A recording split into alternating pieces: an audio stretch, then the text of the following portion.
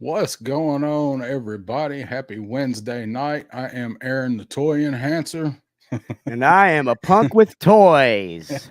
and we're here to tell you about the values. I don't know. I don't know where I was going with that. I don't either. I just I went off just of it because just that trailed wasn't off. planned. No, that just trailed the hell off. So, what's going on, everybody? I am Down South 77. Welcome to Wednesday night 7's Wild episode 4, and that is Pop Blender. What's happening? oh, we are back for episode 4. Would have been episode 5, but we had to miss the first Wednesday in May, which I guess that's going to happen once in a while. But Yep. we had to had to show the love for the beginning of that, and ironically, that actually wraps up on Friday with Allison's review and then her live stream. And yeah, get that down there. I forgot to Yeah. turn that on. So well, let's see what all we got going on here. See who all's in here. We ain't got a big crowd here yet. Got Crayon Slayer and Wraith Mace and Crow in here so far. So what's going on, guys? Thank you guys for tuning in. Do you know the only one who could ever teach me was the son of a crayon slayer? Yep, it's the only man that could ever teach me. The only man that could ever reach me was the son of a Crayon Slayer. So, so I don't know what else is going on tonight. I know it's Chad was live earlier. I don't know if Okay. 3POA is live yet. So, we'll just do what we do and have a good time in person. Ah, yes. Yeah, crusty old crow. That is that is correct. Janice told me about that too.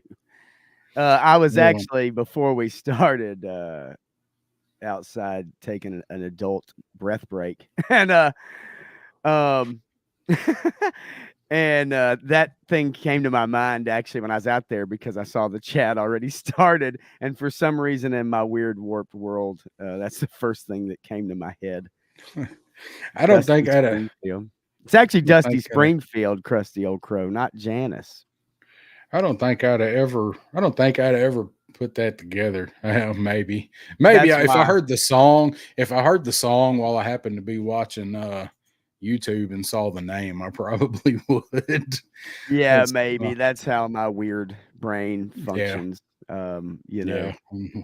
We share some of that DNA, so Yes, we do. uh, Wraith Mace. We are the hammer and the sword. I love that. the I am all about sword, that life. Absolutely. the sword. Oh, Yes. what's up, Jay Jay Astro? Astro. Yeah.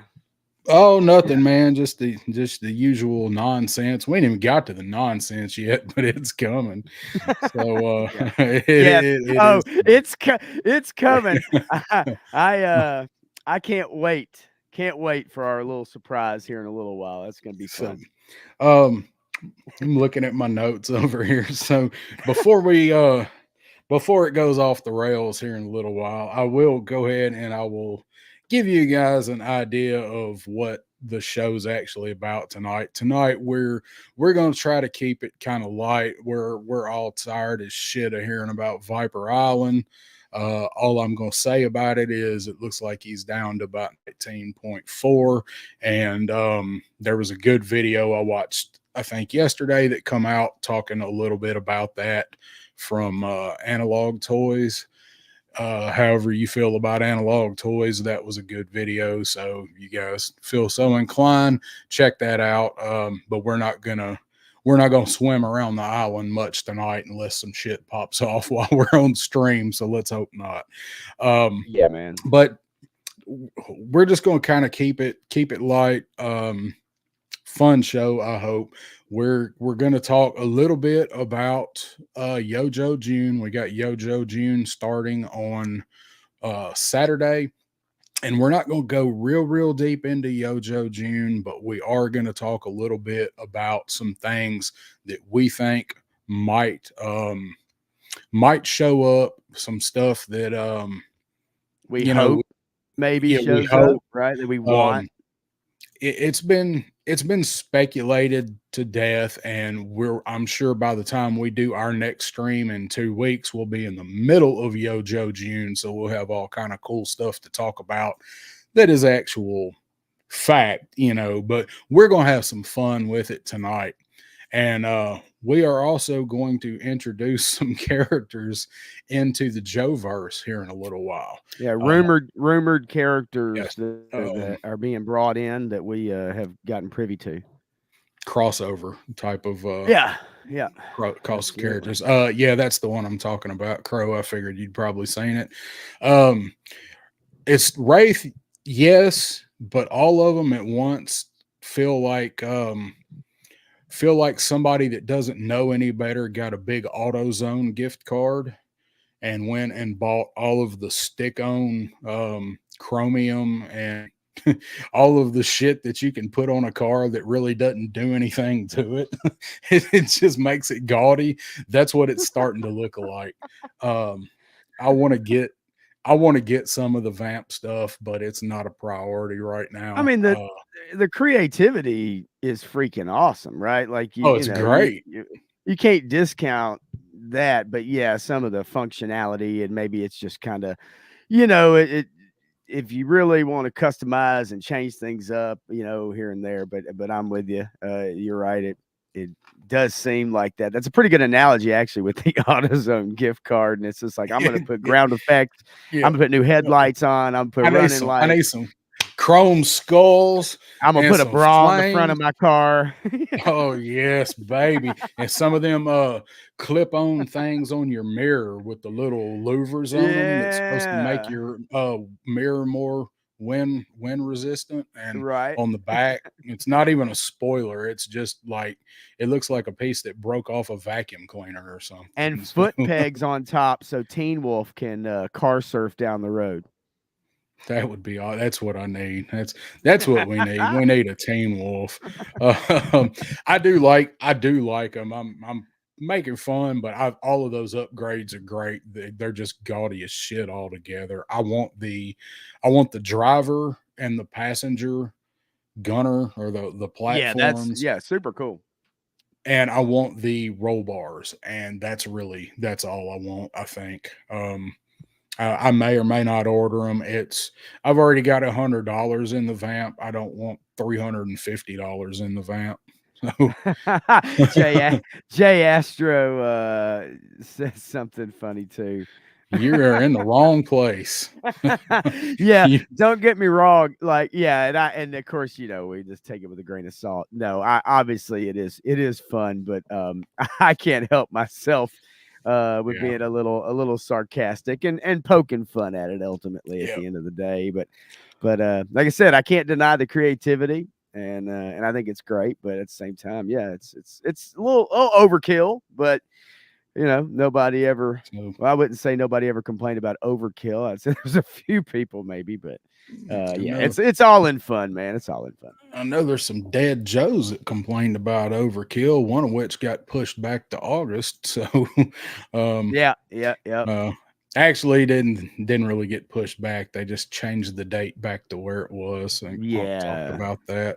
Yeah. Let's see. So I'm trying to look over. Todd C's here too, man. Todd C's. Ain't from the South, but I decided to show up. Well, and you know what? If you ever did show up to the South, you'd find some beautiful country. Yep, and I will personally good people. I'll personally give you a glass of sweet tea and ask you for a cigarette. That's right. That is correct. But only if we meet at Dollar General. All right. You can't go anywhere without there being a damn Dollar General down here. No, the problem with Dollar General is that you can't walk through the aisles because they have nothing but storage tubs blocking all the products. So as you go down the aisle, you can't get to what you need because it's packed in a freaking storage tub that you have no idea what's inside. Yeah. Yeah, it's crazy. Well, they can't pay anybody to actually stock the damn store, so what's up, Rick Husky? Yeah, Todd says he was just in Atlanta and been to the Carolinas. Don't judge all the South on Atlanta. They have Coca-Cola. And Braves, I guess, if that's And your also, thing. I would also say that Todd C said that he wants to go to New Orleans, but not near Mardi Gras. I wouldn't even necessarily call New Orleans the South. It is, but New Orleans is its whole own thing, man. Like it's very Yeah, different than most every other city and place you'll find in your Florida, Georgia, Alabama, and I mean Florida's even kind of different, but Georgia, Alabama, Carolinas, Mississippi, Tennessee, that kind of thing. yeah. Aaron, the toy enhancer, obviously. What's going on, buddy? Good He's of you to already join us. here. He was. I didn't see him. He's right here. He was already here. Right Oh, here. that's hello. Well, I went to public school in Tennessee, so I can't read, Darren. You know Yeah, that. that's right. That's right. Let's see. So yeah, Rick Husky. I don't even know where I'm at. We said hi to Rick Husky. I don't either. It's all like, good. Who cares? it's already come off the. It's already Yeah. come off the Yeah, damn rails here. who cares? There are no where we're going. We don't need rails. Yeah, we don't But need that's rails. yeah. That's We right. need I don't know. We need Never a cart mind. full of manure. I guess Yeah, is what we're gonna need. Yeah. So so let's see. We talked about that. Oh, before I click on this banner, I was gonna bring up. Did everybody see Voltron? And not just what we did on Voltron, but there's also some other Voltron news that come out. So there's Voltron. I'm probably gonna have to lay him down after I have him in my hand. Let's put him out of business. Out of his misery. My Voltron is turning into Michael J. Fox's family in Back to the Future. Whenever I move him around, he starts to disappear and fade out. I hate this background. Oh no, Doc, help me! Now I'm gonna have to remove one of the arm lions. There he is. All right.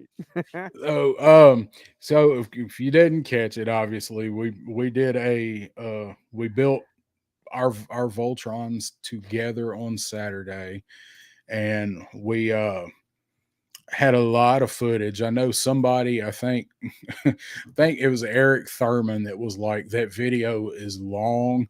I got that video down to an hour and 3 minutes. When he left, Pop Blender has all the same footage that I used. We had 4 cameras on that, and I give him all of the footage so he could make his own video when he gets time, use different cuts, and I put it all on a 64 gigabyte flash drive, and I had to delete a couple things to fit it on there. Yeah, if that tells you how much video. 64 gigabyte on a thumb drive, and it's completely full, man. That's insane, dude. If that gives you any idea of how much video there was. So if that's y'all's thing, we tried to do that and make that really, really funny and cut up like we do. I was going to share this real quick because I mentioned other Voltron news, and this was not in our show plan, but I was going to show you guys that right there. That's on BBTS. Somebody, maybe Woody, mentioned this the other night. This is the whole set. Goes up for pre-order. It's a good price. It's up for pre-order. That is exactly that 109. That is exactly what it cost before tax. Oh, okay. My bad. I was thinking that it was actually pre-tax. There was post-tax, the one that you. But now I understand. My bad. Yeah, that's that comes out to just about what if you can find all the lines, but this is the part that kind of hurts, is right there. One big old suitcase, like a suitcase of natural light for the field party. Wow.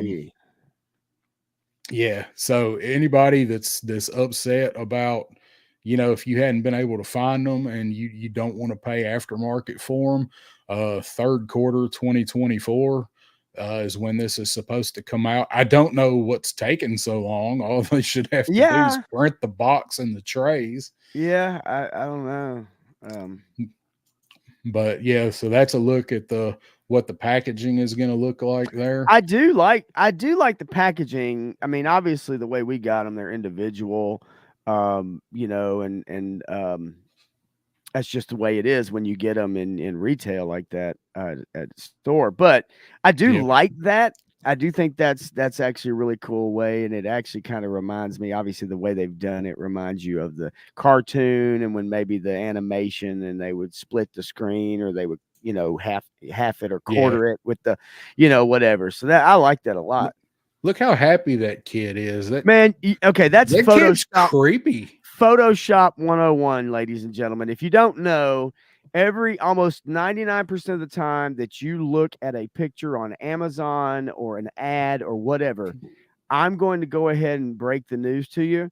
Whatever that person is holding or whatever that kid is like holding, it is not the actual product. That has been photoshopped into this kid's hand, and that kid is an actor who takes photographs. I guarantee you this But look how child the is thumb not wraps holding this around. back. Yeah, no, it's just wonderful. I mean, it just wraps right around that box instead of being all Yeah. disjointed holding it like you normally would with a child that size holding a giant suitcase.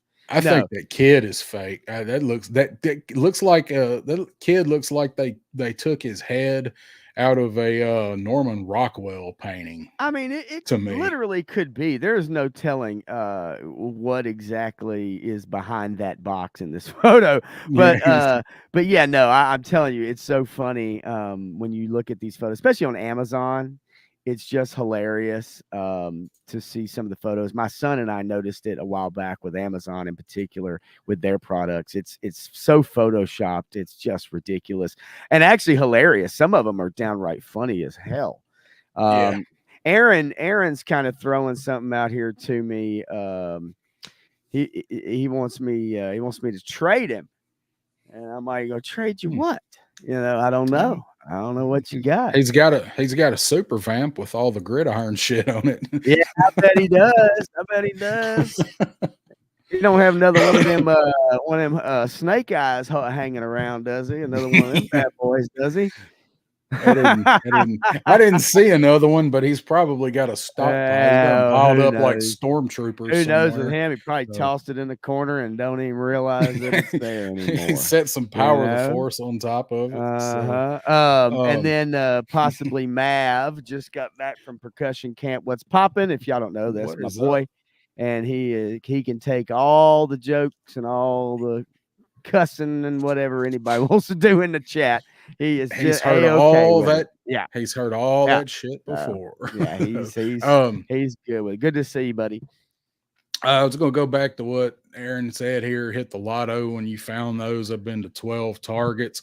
I don't know. All I can the best advice I can give somebody that's looking for them is if you can get on the Target app or whatever, and if you find a store that has the Black Lion in stock in the store, go to that store, because both of the ones that I found the color lines at, one of them showed that they had one black line in store, and that was actually the one that I went to Saturday, and I went to pick that black line up for Pop Blender because he said to grab it if I saw it, and I was not expecting to find the other ones there.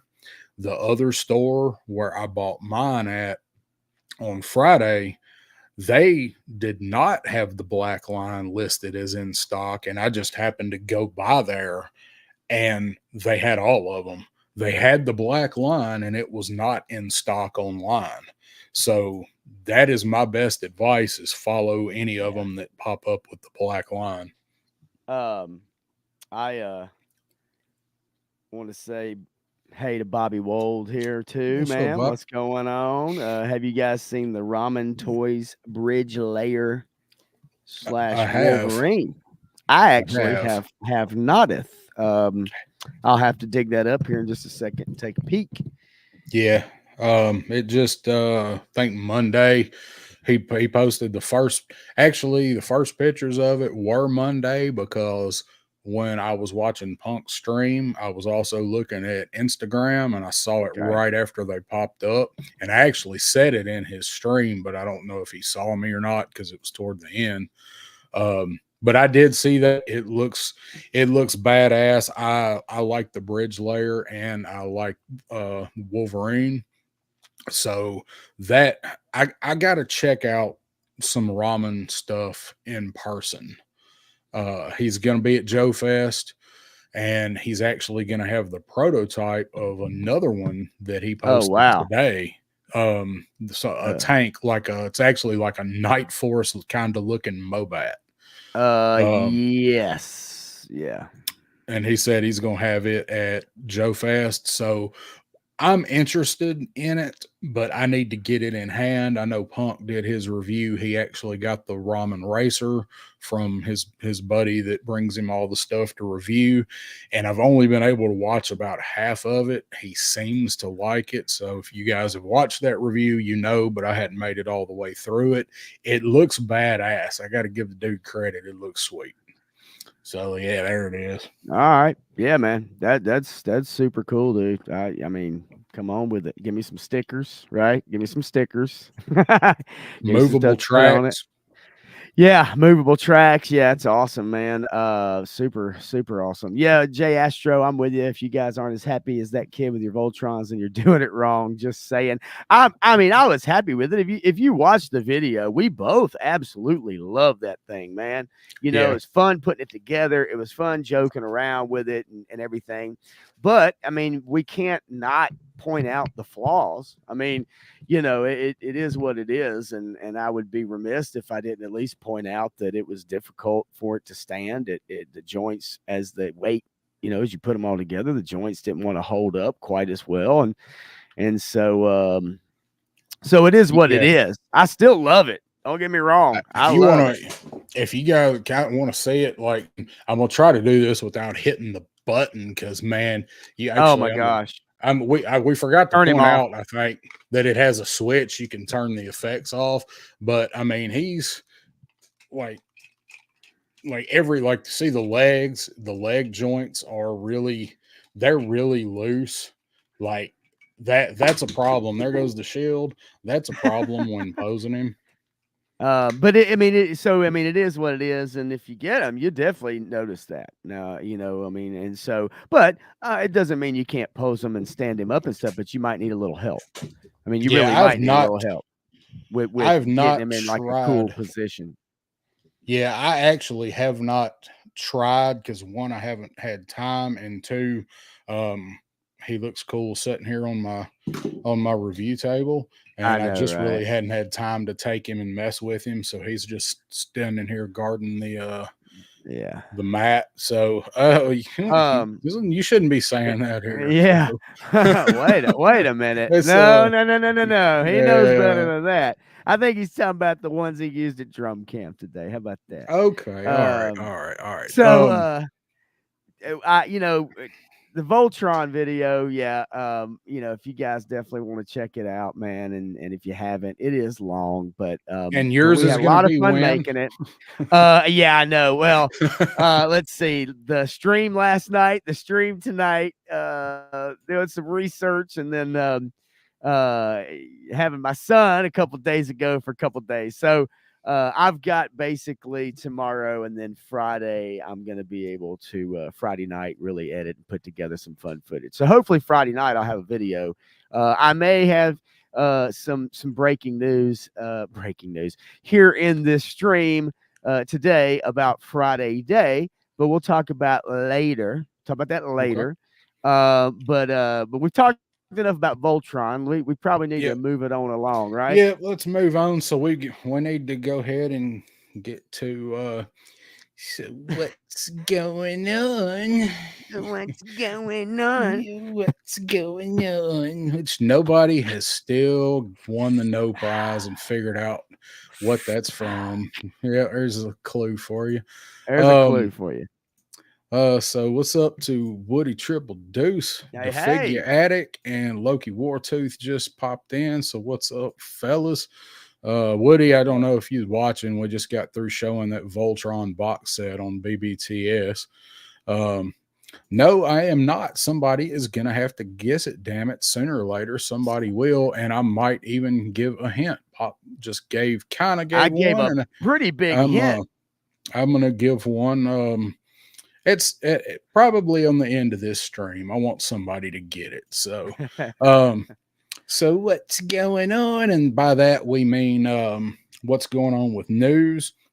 We got Yojo June coming up. We talked a little about that. We'll talk a little bit about it later on. Okay, I'll give you a hint real quick, but I can't get bogged down with all Hang of on, the hang on. I'll do what I can do. You hold on your hint for a second. I'm gonna do this. All right. that's too big of a hint right there. So I guarantee you. Look, that it's like I'm somebody ought probably to get having it with seizures. that. Yeah, probably somebody ought to get it with that. So I already what's did it going 3 on? times And earlier. I Nobody know. said it.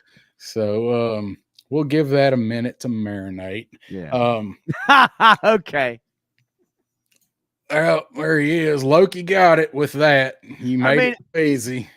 There's no way we could have run this for like 4 months. It's like it's time for somebody to get this. So well, yeah, Loki got it. Loki Wartooth is definitely on top of it. We're going to come up with another one now. For sure. So yeah, Dice Clay, you know baby. you know what I'm looking at. Oh yeah. The man right there. That is how he used to open his shows. Yeah. When he came out in the late 80s and the early 90s when he was big. If you don't know who Dice Clay is, I don't know what you're doing in here, but he was a very, very filthy comedian from New York. We used to listen to the tapes, man.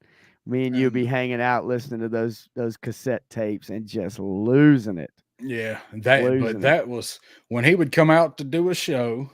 He would come out and he'd be real quiet and he'd do the thing with the cigarette because you could smoke back then in venues, and that's how he had his little voice he'd do, and it usually was to when he was doing a woman's voice. And I want to see the tree. I want to see the tree. Let's go see the tree. So all right, so Loki wins the no prize. I ain't gonna tell you what it is. You're just gonna get it. And all right. I wish we'd have done this last week since I just sent something to Loki, so Dang I could have just Oh. put it in the same damn box. All right. So we got that out let's of the way. boogie. Let's boogie. We'll come up with a new one, and hopefully next time I won't give it away after a month and a half or whatever. Yeah. I actually did have a clue worked out. I was gonna have people try to guess what Action Figs, Aaron the Toy Enhancer, and one other person.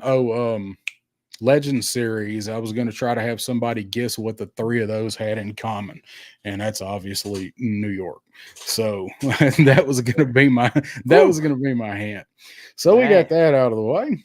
So all right. So we're going to talk about, first thing we're going to talk about is something everybody's probably been talking about here lately, and we're going to talk about this bad boy right here.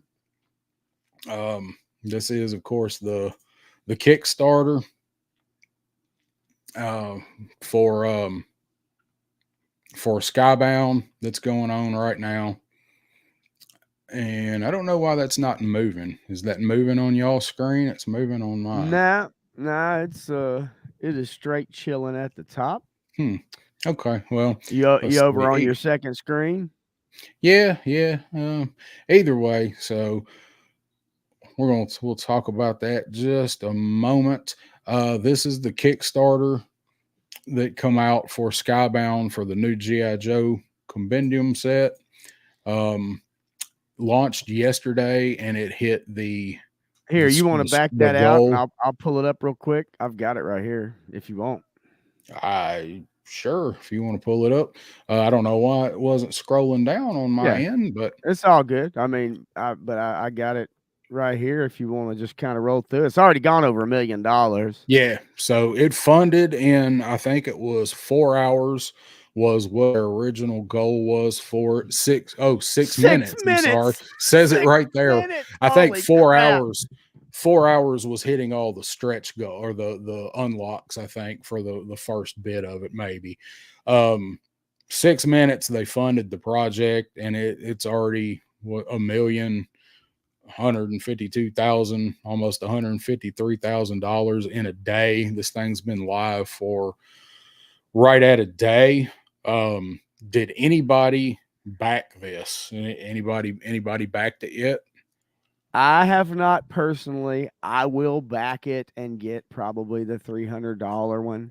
And I will choose one of the versions, but I can't do both. I can't do 600 for both of them, but I do want the actual physical pages. You know, I love it, man. Like this, I hate having to choose one or the other, but either way, just this thing is badass, right? Yeah. You just know it is. It's something that I brought up last night on the stream with Matthew that we had. Just the timing of it, and there's no good time, right, to do a Kickstarter. It is what it is. You've got about a month, maybe more, with some of them. It's just with June coming up, and then we've got Joeverse for those that are going to be going. Or DFW for or people that might be going to DFW, that. right? And then you've got all the releases that are going to be coming out, and it's a lot. But as Matthew said last night, if you can make room for Voltron on your shelf, if you can make room for the Vamp accessories, if you can make room for whatever, then chances are you're going to figure out a way to make room for this. It is what it is. It's I want to order it. I'm not sure if I'm going to. I want to back it. I like it. I'm not 100% sure if I'm going to. So you can it's got a bunch of different levels and tiers you can unlock, but the whole thing is $300, and you get to pick either G.I. Joe or Cobra, and it is a set of 5 or 6 compendium books that are all of the Marvel run of G.I. Joe 1 through 155. It's got the yearbooks. It's got I think it's got special missions. Oh yeah, dude. It's got the Order of Battle. It's got just pretty much everything that Marvel did. It's got the McFarlane, the special number 1, So, McFarlane cover. So basically, here it is. Compendium 1 gives you 1 through 50. Compendium 2 gives you 51 through 78. G.I. Joe yearbook 2 through 4. And then G.I. Joe special missions 1 through 15. Compendium 3 gives you 79 through 115. Special missions 16 through 28. And then the fourth one gives you 116 through 155, which is the end of that particular run, I guess, or the original run. And then you get the Transformers and G.I. Joe. You get Order of Battle 1 through 4 and a special number 1. So if you order the $300 set, you'll get all 4 compendiums. And you'll get all that, right? And so, but if you just want to do the PDFs, you can. Now, Todd C asks a good question, and I wanted to bring this up. It says, I'm curious how the PDFs work. Do you own it, or is it only accessible through a web portal? If I had to guess, I don't know for sure, and I haven't seen anything. I maybe look into it. If I had to guess, I'd say once you unlock the code, once you unlock it, then you probably are able to download them, if I had to guess. Because it would really be a shame if it was available through a web portal and then one day they decide to shut that down. They turn the servers off. Yeah, like some of the video games. Yeah, like video games. And then you lose your access.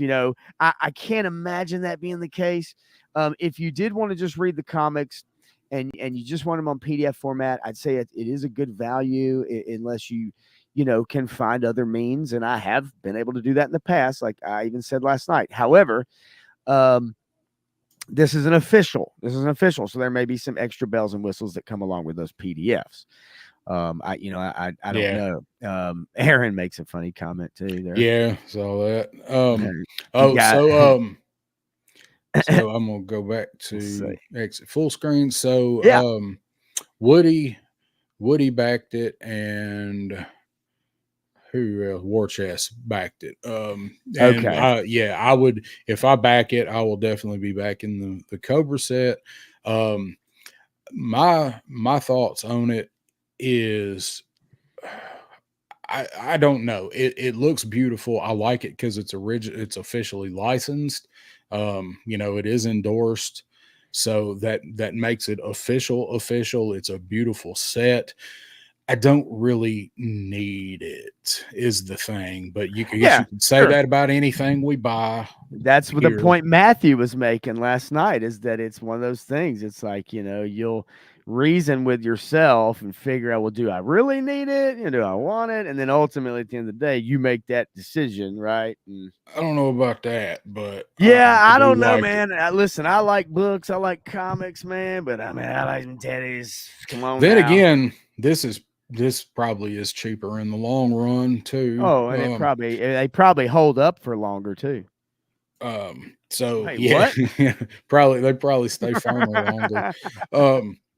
I like it. I have, as well as you, all of the Marvel run. I've got almost everything in digital format except for a few issues of IDW. And now that I have a computer with a bigger monitor, a better monitor, if I was going to go back and read, like I wanted to read 5 issues or I wanted to read a story arc, I would probably do it that way. But I don't think I would buy this digital edition of it. I think if I was going to buy it, I would want the physical book. I am still trying to complete my Marvel run of the comics because I do want all of them. I'm missing about 20 or 25 maybe. So I want the actual issues. I go back to what you said, like it's a bad time.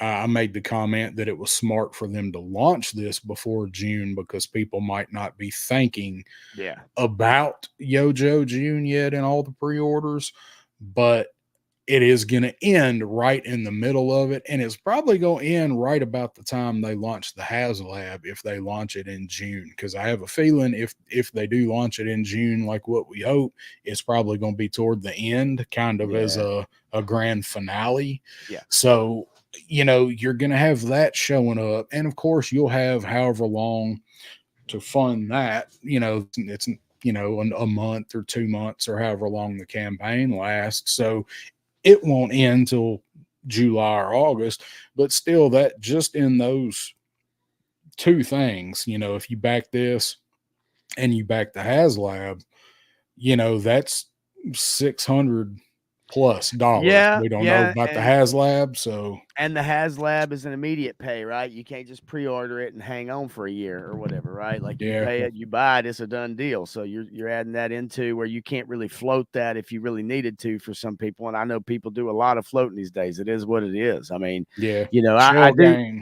Yeah, Woody said 222 to figure addict. Triple Deuce said I was going to go back and start buying all the old comics, so this couldn't have hit at a better time for me, and I'm going to save a bunch of money on my car insurance. Damn, dude. And I stayed at a Holiday Inn Express last night.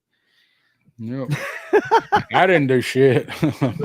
No, I'm just messing. I listen, I'm more of I would like to have each individual comic holding in my hands. I'm not a huge compendium type person where I can just get them all in one, but I can see where this is a very nice set. The only thing is all the upper tiers. I mean, if you wanted to spend that money, if you weren't on top of this thing immediately, they all sold out. Even the $300 tiers that had the special plate, the Hammer card. Yeah, like right here, you've got this Cobra Commander with a Hammer book plate. You've got the other one here too. Either version, they were gone. They were gone. Those were gone.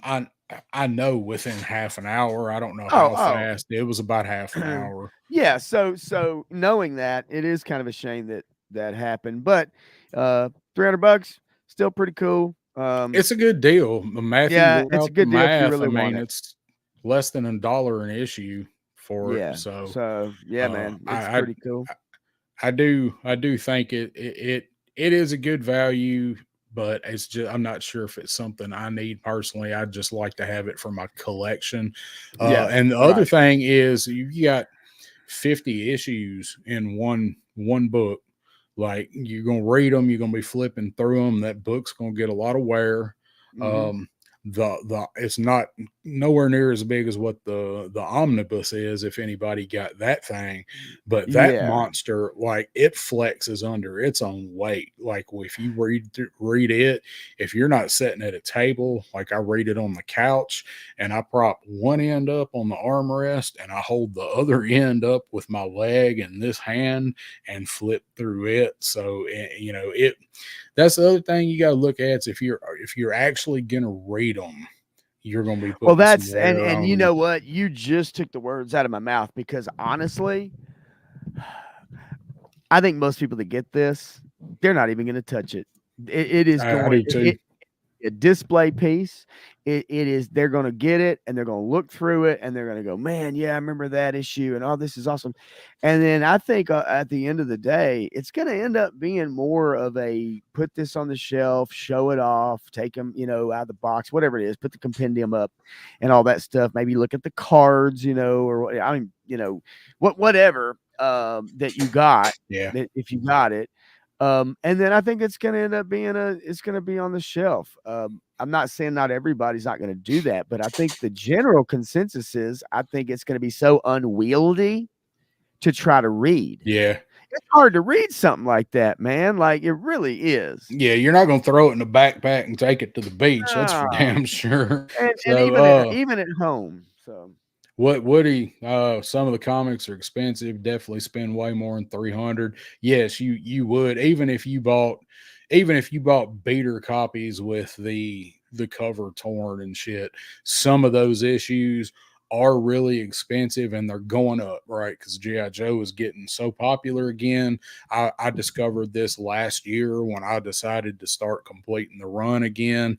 And I bought a bunch of issues that I was missing, especially some of the earlier issues. I mentioned on our last stream, I think the first issue I bought off a newsstand was 37. I might have I know I had a few other issues before then, but the first one I remember buying myself was 37. So a lot of the issues like below 20 I was missing, and those earlier issues are some of the more expensive ones. So you definitely spend more than that trying to complete the set, even if you wanted shitty copies. And Woody, I know you're not buying shitty copies anyway. yeah. Now you can find, I mean, I don't know what printing it is, but like you can find 1 and 2 and 3 and 4 and all that stuff. You'll find them at a comic shop for $5.99, $4.99. I've seen them for $3.99 and not torn up either. Like not, completely torn up or anything like that. Decent copies of the comic. For not too crazy expensive, but if you're looking for first print, if you're looking for mint condition first print, then yeah, that's a different ball Yeah. game altogether. I got lucky last year when I found issue 21, which is the silent issue. Obviously, I never had it. Pop Blender had it. I never had that issue, but the comic shop that I used to really like to go to, that went to online only, they had it and they posted it on their Facebook page one Saturday morning. And I called over there and asked them if they still had it, and they said yes, and I'm coming to get it. And I got over there and it was a first printing. They had it marked, they had it listed for $45. And I had some store credit and I got some other stuff. So in the long run, I wound up giving 40 for that issue. So that's one desirable issue alone. And I actually had that issue graded and it come back a 7. So gives you an idea of if you believe in grade versus what I paid for it. So I think I got a deal on the comic, and then it was whatever $25 to have CGC grade it. So Yeah. I've got $65 plus taxes and a good copy of 21. So some of the later issues are actually some of the most expensive, like the last 5 issues. I think the most expensive issue out of all of them, I think, is 154 because of the printing was so low, and then they Yeah. upped the printing a little for 155 because everybody knew it was going to be the last issue. But Yeah. anyway, it's a So good it's a good value if it's something you need, and it'll be a good showpiece. yeah, so I just want to just all right, I want to show you this real quick. All right. This is on my external hard drive. Just to show you what I was able to find online. You want to full screen that real quick, Darren? If you can.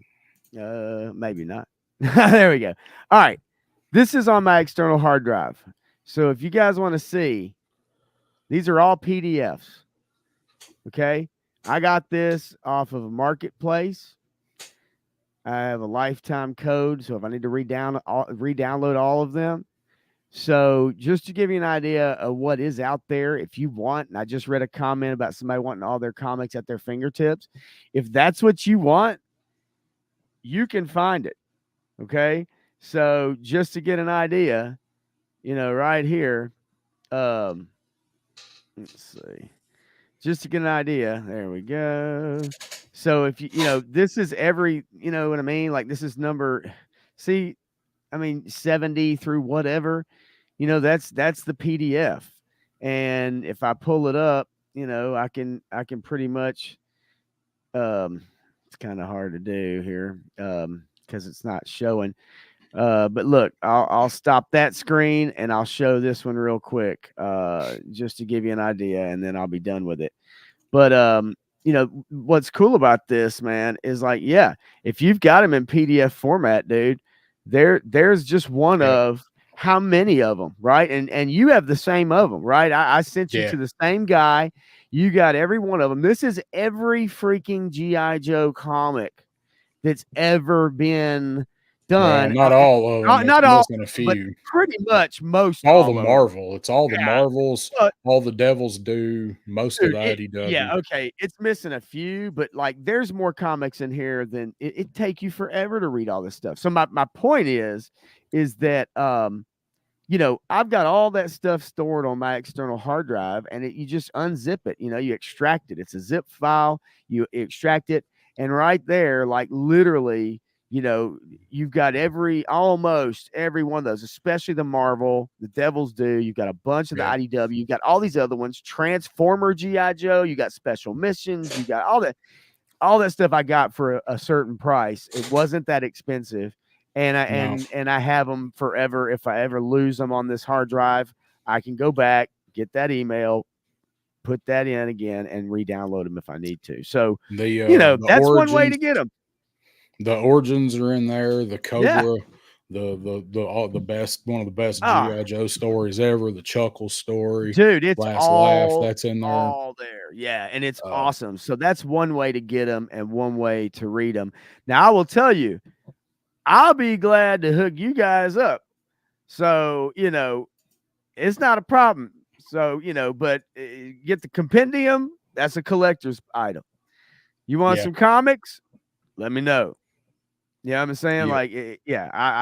But it's one cool thing to have if you love the G.I. Joe comics, especially.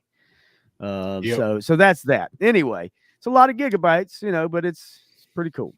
It's a lot, but I read, like, I had never read the IDW run, and this is how I started reading it, was with this set we've got. And I read, that's part of what's missing is the very end of the IDW run. Yeah. Because I wanted to get caught up and read that. So that was one of the main things I wanted it for, and that Chuckle story. So that's out there. That's what's going on. So next thing I want to talk about, let's talk about some new figures. and I'm gonna pull up this guy's Instagram right here. This is somebody we all Yeah. know. This is Mr. Shark Eyes, and he has recently gotten in some of our new figures. He got in Naugahyde, and he got in the retro beachhead. These guys are showing over there in Australia, and he had them ordered from a retailer over there. I believe he got or has Jinx coming. I'm not 100% sure, but I think I saw him say, I know he mentioned that he would have more coming later this week. And I know that Jinx is one of the ones that are showing up over there. So I'm not going to go roll through his whole Instagram, but, so those are actually coming out, and they are, as far as I know, still scheduled to start coming out on Friday. I was wondering if anybody has been charged for them, or if anybody has gotten a shipping notice or anything from Amazon, because they are still due. Pulled it up over here. Release date Thursday, May 30th. So people, if that holds up, people that have them through Amazon might start getting their shipping notice tomorrow. So wondering if anybody has gotten theirs yet. The only one that I have ordered is Beachhead, and I initially had him ordered through Pulse, but I ordered him through Amazon too, because they're possibly shipping early. They pushed all the dates back on the other guys, Jinx and Doc, Torch, Night Creeper. They moved them all up. Then they moved them back to end of July, middle of July, whatever. And that was what Punk was talking about the other night. Was he's right. Those were the original dates, but Amazon moved them up, and then Yeah, Amazon May moved them 30th. back. Yeah. May 30th, So, it says right here on Amazon Prime. yeah, I just pulled mine up over here too. Okay.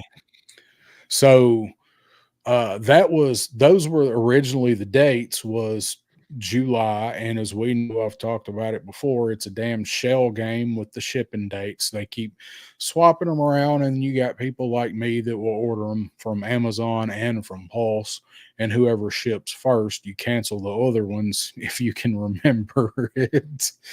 So I did order Beachhead, but mine still says delivery date, like we'll get back to you on the delivery date. So if he does actually start going out tomorrow or Friday, I don't think mine will be amongst those. Yeah, I mean, I'll be honest with you, I actually need to take a peek here and see real quick.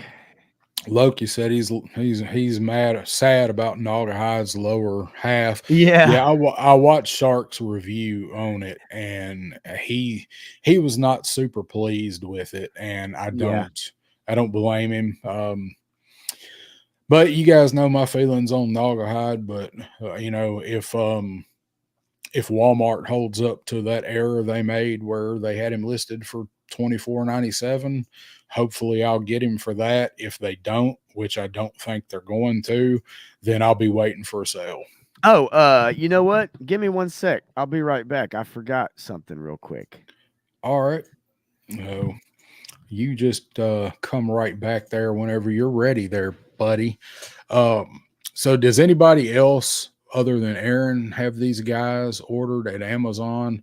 If you guys said it, I missed it. So I'm looking through the comments to see if anybody, Woody, yeah, they did, but not all of it. They left a little, they didn't push back. So Aaron says his says Friday, Loki says Friday. But nobody's gotten, like, you ain't got charged or got your item is on the way or anything. It just still says Friday, because this is Hasbro, man. They can pull the rug out from under all the distributors. 100%. But you'd have to think if Amazon is going to start shipping them Friday that they've got them, right? I know that this guy doesn't fit within the classifieds. But I had somebody show up today. I know I had texted you. Hopefully he'll show up on camera Ta-da! Let's see. Come See on. that? There Oh, we he's go. showing up. Yay! I love this dude, and I can put him with the framed Rudat sketch that you got for me last year, and hopefully put this guy right underneath the picture here. Yeah, dude, I Yeah. was stoked for this dude, man. This is also my first one. This is my very first one by Mezco. That's my first Mezco. So I was stoked he showed up today. I can't wait to get him out and take a look at him. I know it's old news, I guess, so to speak, but for me, it's new news. He ain't really that old to anybody. Everybody's only had him for a little over a week. I was actually gonna talk about this in a minute and ask you, if you'd opened him up yet. I didn't know if you'd had a chance to. I hadn't got a chance because of doing some homework for this stream and trying to get ready and eat dinner and all that good stuff. So I actually honestly had not had a chance to open him up, but I don't even know where the hell mine is because they ship mine DHL. So here we go. I can't even find it. Yeah. There he is right there. I'll have to cut my camera off for a minute. Yeah. And then I can't wait to mess around with him. Obviously, I got to be careful here because some of these pieces are going to fall out. I don't want to lose anything. You gotta be real careful opening. I'm gonna put the plastic. I'm gonna put the plastic back on the front so I can turn it around and show the back anyway, which has like this stand and the nice. And he's got the Cobra stand, isn't it? Yeah. Same one Destro's got. But yeah, so I'm stoked for this dude. He showed up today, and like I said, I obviously have seen some reviews and stuff, but I'm pretty excited about this guy. I've always loved this character. He's one of my favorites, and so as soon as I saw this one, I'm like, I gotta have it, baby, gotta have it. So. Yeah, I'm looking forward to getting mine, and I'm gonna do a video on it, but I'm not going to do like a full unboxing. I'm just going to show it off and all because honestly, I mean, Punk's done one and his is great. It's really long, but that's if you do a Mezco and you show it off from start to finish, it's gonna be. But his review was really good. I think B did one that I watched. It's a lot. So when I'm just going to kind of get it out and kind of show the packaging and what all he comes with, and then probably do like stages of putting him together. If you watch Punk's video, he's kind of frustrating with the soft good jumpsuit. Yeah. So I saw, let's see. War chest right here. Only notice I got was my Orko shipped from Mondo. I'm jealous because that is a badass figure. I almost ordered that Orko, and I don't have any Mondos. I've got very little Motu stuff. Period. I've only picked up a very few things, and most of that's the Turtles of Grayskull. I almost ordered that Mondo Orko because I loved Orko. Yeah, Orko was, I mean, obviously super goofy. He was the comic relief character, if you will, right? But they've made some awesome versions of him here, recently in figure form, and and I've actually seen images of that one too. So yeah, it looks really cool. I almost ordered the Scare Glow, the last one that they did, the big one, but it was vinyl. It wasn't like a figure. It still looked good, but it looked more like the original Motu version of him. Yeah. Now, that actual Mondo Scare Glow figure, I haven't seen it in person. I've only seen the pictures of it, but I've looked at a lot of pictures. That's one of the best looking figures I think I've ever seen. That's not, a trillion paint apps like a Mythic Legion or something like that. Yeah. And that figure looks so badass. Does anybody have that one? Does anybody have that Scare Glow, that Mondo Scare Glow? I think War Chest, I know you do a lot of them. Seems like you mentioned having it at some point. I know you do a lot of those. I don't think, did we say hi to War Chest? He's here. What's up, War Chest? Yeah, I thought we did early. I'm pretty sure, but if not, It's then hard I to keep track apologize. when you do this. I will tell you, after having done a few of them, yeah, it is for sure. But the only way to get better at it is just to keep doing it. That's what she said. That's what I hear. So anyway, that was cool. I was really happy to get him, and so moving on from Yeah. I didn't get those, but while we're talking about stuff, I did get these guys, and I still hadn't got them open yet. Finally got yeah, one. those are super cool. I saw those too. I like those, man. Those look really neat. I'm all about the obscures, so I'm interested. The only reason I hadn't opened them is because I want to do a video on them, and I hadn't had a chance to yet. So Yeah. hopefully next day or two, because I really need to get them out and get them on the shelf. They look sweet. So I went into a toy store today that's only been open for a guy told me probably about 6 weeks now. And I found it in such a weird way. It was somewhere that I went in for work and got to talking to the lady there. And we had talked in the past about collecting. She collects dolls, different certain type of dolls. And this lady's probably in her mid 50s. And she mentioned that her sons both collect stuff. And like one does Pokemon and one is into sports cards, and he does card auctions and whatnot and all this stuff. And she said, well, we've got a new toy store here in town. And I said, no, I do not. And this is one of the most like backwater off the beaten path cities that I go to. And I go to several of those. And it's the last place I would have expected to hear that a new brick and mortar toy store has opened up. And as usual, I had a few minutes in between appointments. So I made a little time to go in there. What's going on, Oz? Hey, buddy. Thanks for stopping by. Good to see you. Yeah. So I made it a point to go in this toy store, and it was right where she said it was.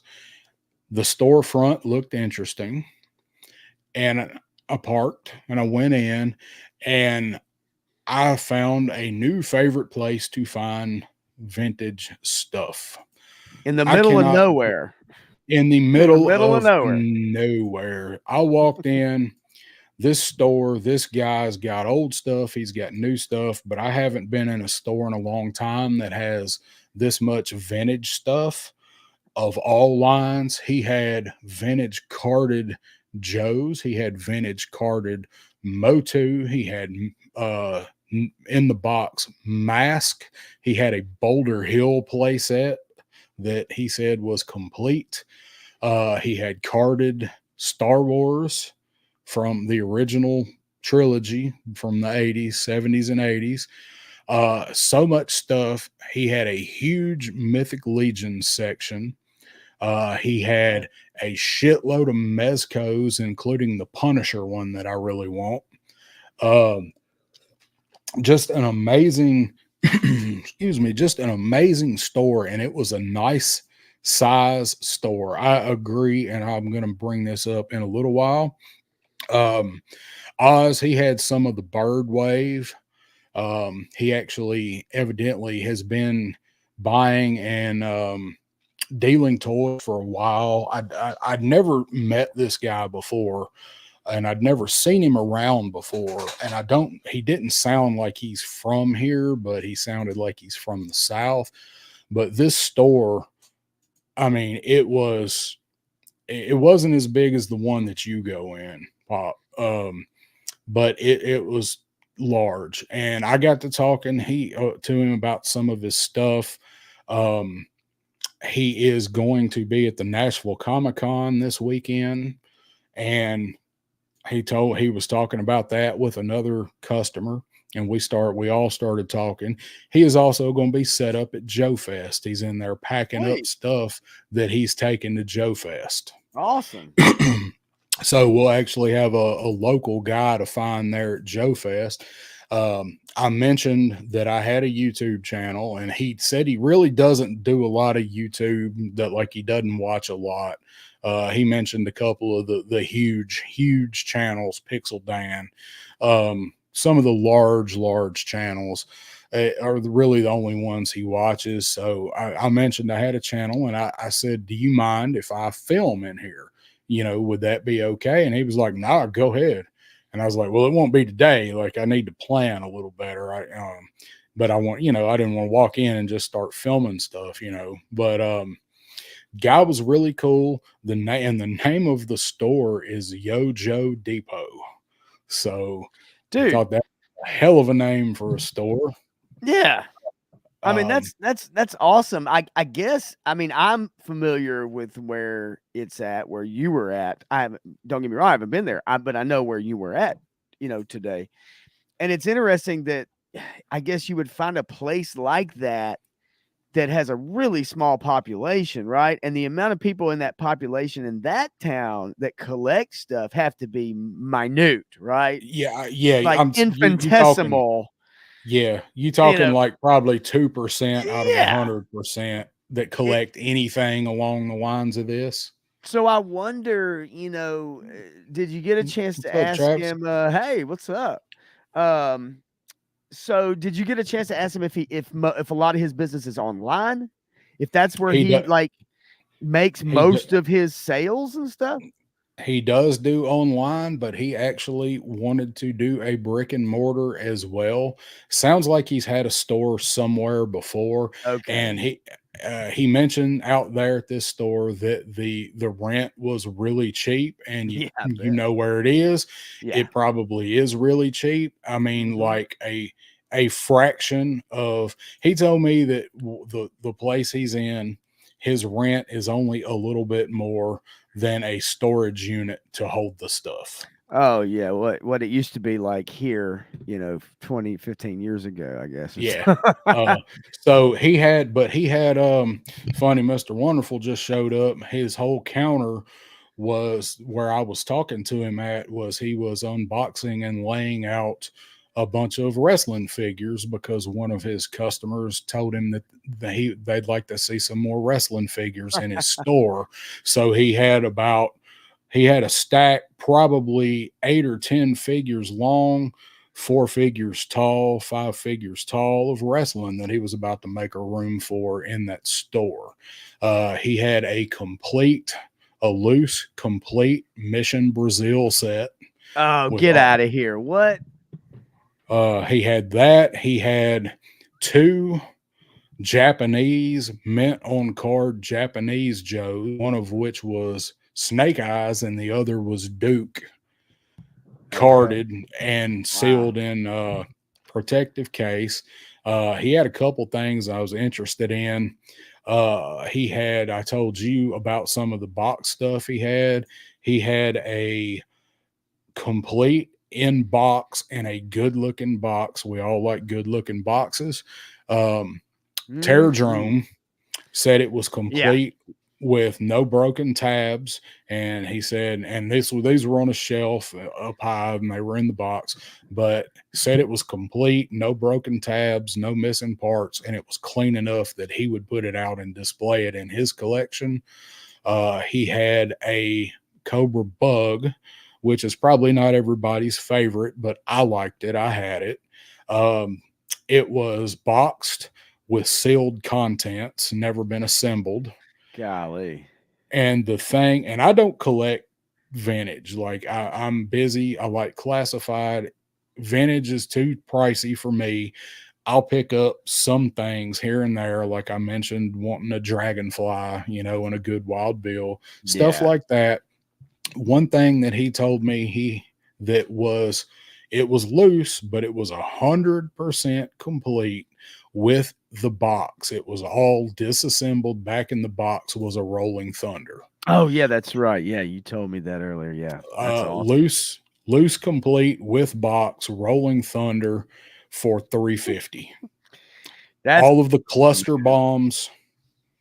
So I'm gonna go back in and I'm gonna do a little bit of content. The guy was really cool, and I told him, like I'll plug your channel. Like, this is an awesome store. You're a good dude. Seemed like a good dude. His prices were very good on a lot of the stuff. Like, one of the things he had was he had the figure obscura, the headless horseman, the one that I've got, the first one with the not the glow in the dark, but the red-eyed horse, orange flame. He had it sealed, in sealed box for $160. That's a pretty good price for that set, sealed in the box. So his prices, a lot of his legions were anywhere from $40 to $100 on the ones that I saw. So yeah, check that. I hadn't even looked at the online storefront, but the it's Yojo Depot. Yep. Right. Yep. And he's going to be set up at Joe Fest. He was actually That's awesome. He was packing up totes for Joe Fest. He actually said he's probably going to take that bug down there. Really? So, that's what I thought. That's what I thought, Oz. So, yeah, man, like, here, I mean, I don't have to share it, but I like their logo, and that's a really cool logo. Promoting Nashville Comic-Con on here on his Facebook Yeah, and you page. go ahead and share it. Go ahead and share it. Yeah, let's see. Let me pull up photos and then I'll share the screen if I can. Okay, so here. I'll share this real quick. This is their Facebook page. Just I guess give you an idea. Some wrestling figures right here. Yeah, baby. Look at that table. Let's see. Nice bins. You're always gonna find those bad boys. Let's see. This is him. Let me back out of this and see if I can just kind of pre-select some of these. I was hoping maybe for some I don't know, like a big wide angle of the store, Yeah. But it looks super clean though. I have to say, like, I love the way everything is set up, super clean. It's very, very well organized. That doesn't look cluttered at all. In Hohenwald, Tennessee, which if any of you guys know, there's the Terradrome. Yeah. There's a Terradrome in the box right up there. If any of y'all don't know, there we go. That's a little better. Hohenwald. There's the maggot down in the bottom corner. Is that the maggot right there? Yes, it is. And it's behind your banner. Yeah, I did not. Look at that right there. Yeah, I did not see that one today, but he has moved some stuff around. Well, in these pictures, I don't know when these pictures were taken. Some Secret Wars LJN rubber wrestlers up there on the top of that other picture. Let's see. Let me go back. Last one. Yeah, dude. And I had every single one of these guys. Me and Troy McMacken. Yep. Every single one of them. I had these Secret War figures down here. Dude, yeah, this is I mean, it looks like Legos a big he's got a ton of Lego sets in there. There's a Masters of the Universe. That's the goo. That's the snake pit goo thing. This looks good, man. And in the guys, when I tell you in the middle of nowhere, I truly mean in the middle of nowhere. Like Hohenwald, there's nothing out there. Is that Knight Rider? Yeah, and actually, you know what? I just saw the Knight Rider. I had that car with Michael Knight in it, and you pressed on the license plate, and it would talk. It would say, "Hey, Michael." And they actually have that here at the local comic shop that I go to all the time, but it doesn't work. It doesn't work. And well, golly gee, will you look at that? Did not see that in there. Yeah, I Somebody didn't must have see it. snatched that up. Yeah, probably the prices he's got on stuff. He probably did. Some of it was all reasonable. I didn't see anything that I Yeah. thought was super overpriced. But that city there where that's at, Hohenwald, that is a tiny Uh-huh. city, and it is in the middle of freaking nowhere. So that's why I wanted to highlight this place because those I'm glad to see those shops That's cool, still out man. there. Yeah, Yeah, brick Loki, and mortar. he had a loose original Megatron as well as one in the box.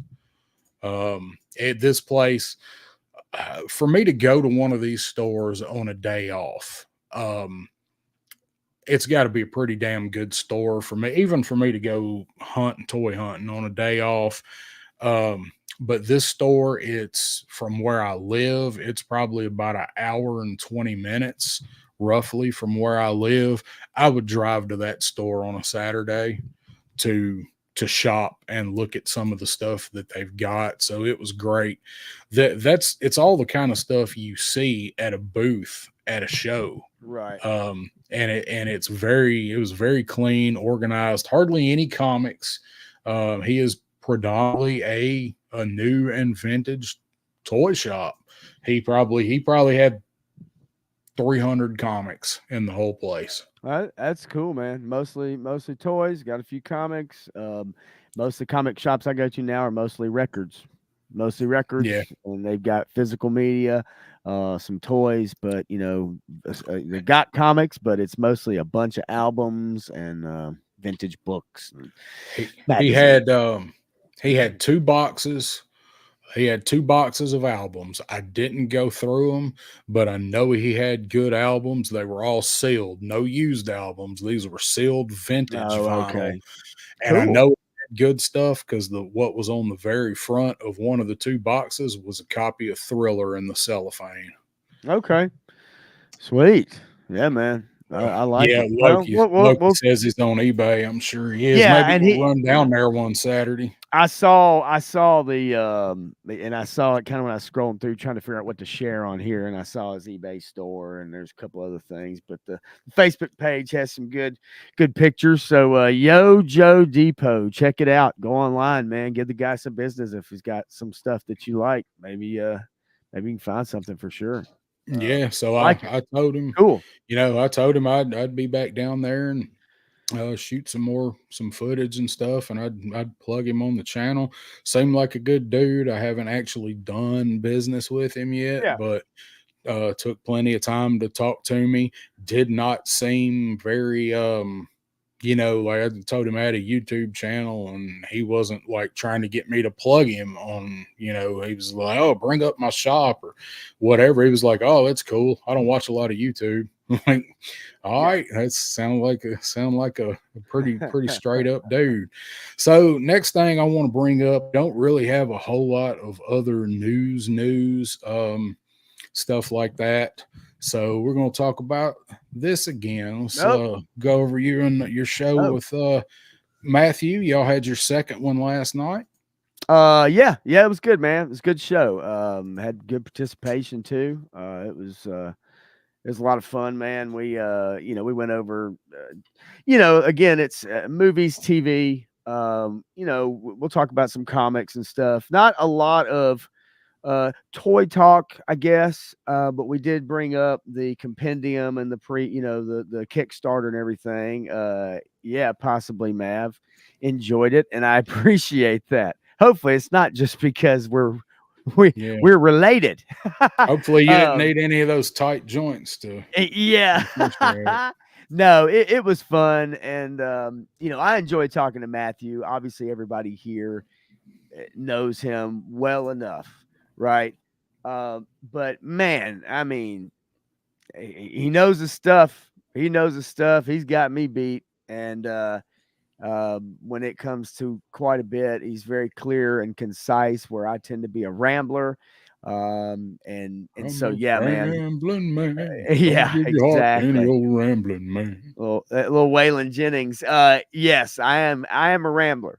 which is something I'm going to try to work on as I go back. One of the weirdest things is going back and listening to yourself, right? You do a video, you watch it, especially a live stream, because you can't really edit a live stream. And so all those little things that you don't realize about yourself or the way you talk or stuff like that, you see it all on full display, you know, and but yeah, believe me, I know.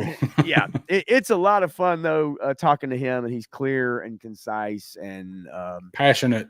Yeah, very passionate, and so I just, you know, it's a great show. As we keep doing it, we're gonna keep plugging away at it. We've got the Acolyte coming up here soon in June, so we're going to be reviewing that show in particular, and so I think that's going to be an interesting one for anybody that's a Star Wars fan and wants to see what Disney is up to after so many of their shows have fallen flat. And so we'll see what that has to hold. But some of the summer movies and stuff, we'll be talking about that stuff too. The G.I. Joe universe, the Transformers universe with the Energon universe. You also have been reading those comics. I really enjoy those comics. He has as well.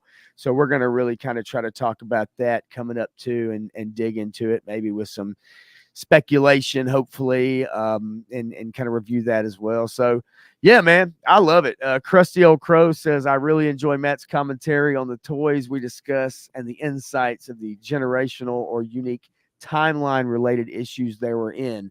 Yes. I'm telling you, man, like just talking to him one-on-one about any topic, but the topics we're talking about, he knows his stuff and he digs deep, dude. So I'm really excited having him on. Now I will say, there are topics I want to get into myself.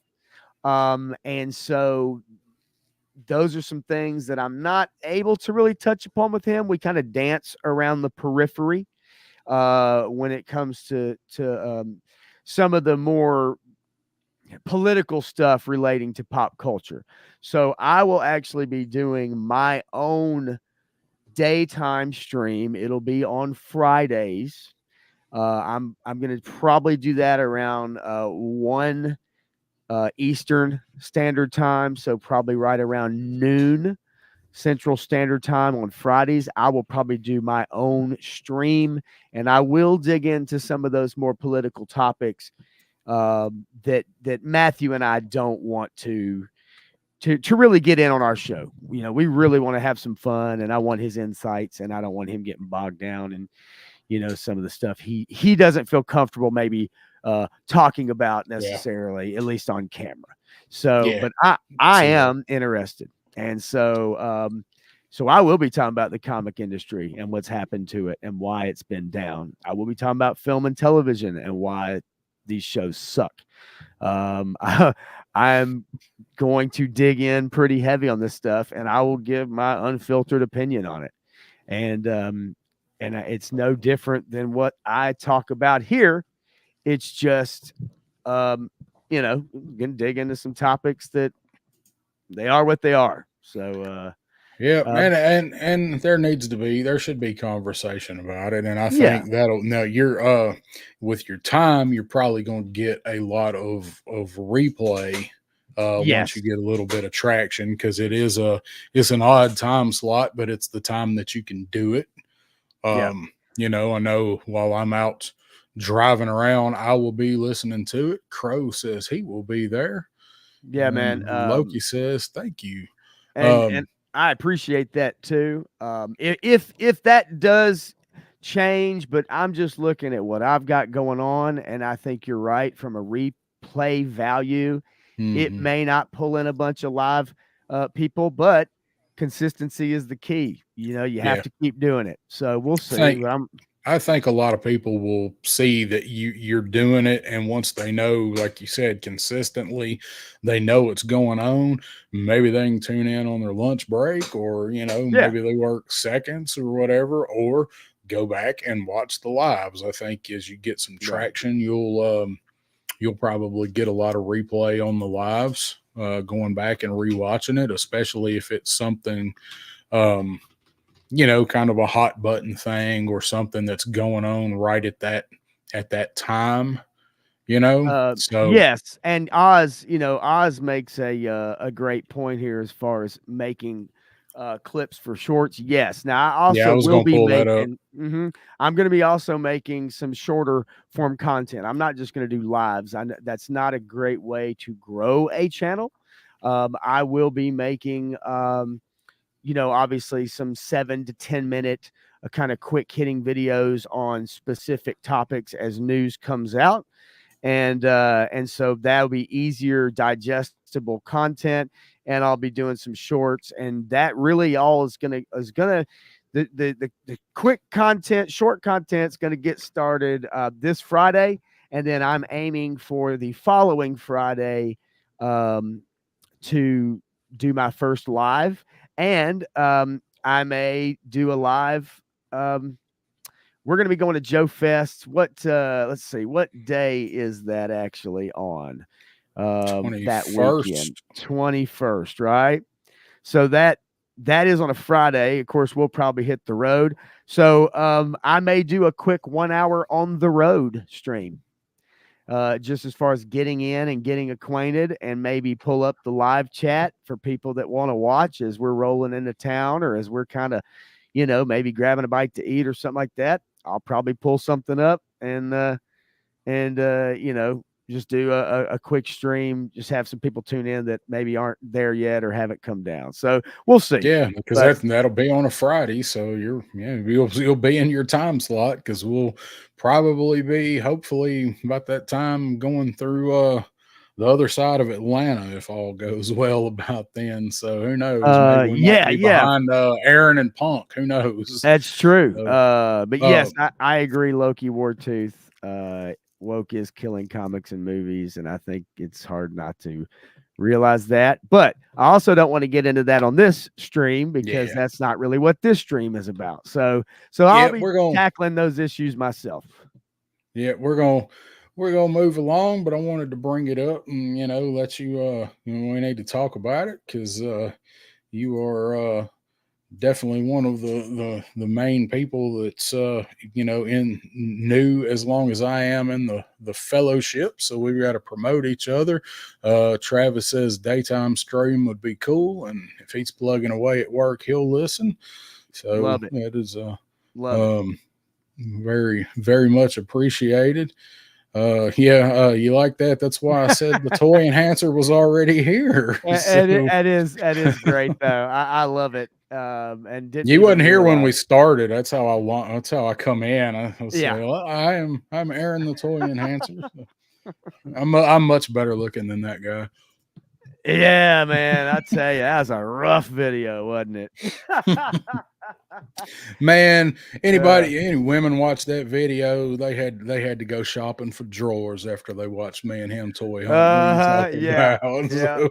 That's right. Yeah, it's gonna be fun, man. It's gonna be a good time right there. So yes, and I do appreciate the shirt. That was the one thing in the care package I was actually expecting there. So glad to have a shirt. My dog with toys shirt was dirty, so I got another one that I've got to I'm gonna have to wear in a video or coming up soon, because I've also got one of Oz's shirts that I just got in the mail today. Sweet. So I'll be wearing one of Oz's shirts for long. That's gotta wash with that. Yeah. No, I mean, it's not like Oz's personal shirt. I'm like, what's going on here? He sent me a little Oz sweat with it. I paid extra for that. No, I don't wash it, or I don't wear anything before I wash it, no matter what it is. Okay. Except maybe hats, if I pull the cardboard out of them myself. So you got to get that all free and clear on there, don't you? Right. Yeah. I gotta make sure it's properly fabric softened. Yep. Get this. Where's it at? There it is. Yeah. No, they have access to stuff that prevents that out there. That's Yeah, if you're not following the rules if that's the case out there. So Holy moly, that's great. Oh, that is great. you are welcome, sir, and I hope that that helps you with your goal. I also need to go back and get a sticker or two. I'm gonna be doing that this week too. So yes, it is. Tune in to Pop Blender, and he's Yeah, gonna hey tell you man. all about Stay it. tuned. Stay tuned. I promise you, stay tuned. I've got some good stuff on the way here in the next few days. So So we'll get we're on it, gonna man. We'll get we're on gonna get in. We're gonna get into the fun portion it. of this show. At least it's gonna be fun for us. I hope it's gonna be fun for you guys. Oh, good. I'm gonna have to go check those out. I love stickers. I'm a sticker sucker. I'm a sucker for stickers. I hope nobody's last name's Sticker. That's gonna suck. So what we're gonna do? We got Yo-Jo June coming up. And anybody watching as we get into this, feel free to drop these that you think, or if you're on the replay, leave a comment and also hit that like button because I always forget to say that. So that like and subscribe if you haven't done that. And I do want to say thank you. I've gained some new subscribers here in the last couple weeks, so I want to say thanks to everybody that might be new to the channel, and then all you guys that have been on the channel for a while supporting. I appreciate you guys. Thank you to you guys too. But I always want to address new people that find you and show up or comment or whatever. So the fun portion of what we're going to do here, the first part of the fun portion that we're going to do is we're going to do a little speculating. And I know everybody's tired of speculating because that's all everybody's been doing for Yo-Jo June, but hell, we need something to talk about right now. In another 2 weeks, it'll be a whole nother ball game. Shouldn't have any problem. We'll all have plenty to talk about with what's coming out and stuff. So what we did was I wanted to come up with a list of characters, both that we think actually might get name dropped. These are stuff we think might be name dropped, and some stuff that might be a little bit crazy that's out off the rails. If they name drop any of these, it's gonna be like getting hit in the side of the head with a brick from the sidewalk. You're gonna be like, what the hell? But all of the ones I picked are ones that I can see them doing, and they're all over the place with these releases for the classifieds. As far as the years, just to let you know, I kind of have this in 2 groups. Now, this doesn't relate to our other thing. Okay. No, they're really crazy. Okay. So I have this broken down into 2 groups as well. I have one that is what I think they're going to announce. And then the other one is what I want them to announce. Okay. Like me personally. Those 2 lists have completely different people on them. So I have one that I think and one that I really would hope for that I personally want, and the ones I personally want, I don't really think they're going to announce. So that's how mine breaks down. But anyway, so that's that. And I'm not like, I was just planning on like talking about them. I wasn't gonna like pull them all up and show them. That's gonna take way too long. We might pop a couple of them up and show them. But I wasn't gonna. I've got so many that I didn't want to. I just do need to pull up 3D Joes here and have that on deck. But we're just going to kind of talk about them and talk about how fun it would be to see some of these characters and off the cuff odd, whatever. So would you like to go first, or would you like me to go first? Nah, man, I'll go first. You want me to read off my number 1 on what I think and then my number 1 on what I want? Back to back, that way. However you want to do it, or whatever. Yeah, no, I'll do it that way. I kind of like that. So number 1, what I think is going to be Destro and the Despoiler. What I want is Dress Blues Gung Ho. Wasn't expecting that. Nope. I told you. The first one I knew, but I want to Dress Blues Gung Ho and Classified. I want it now. All right. Yeah.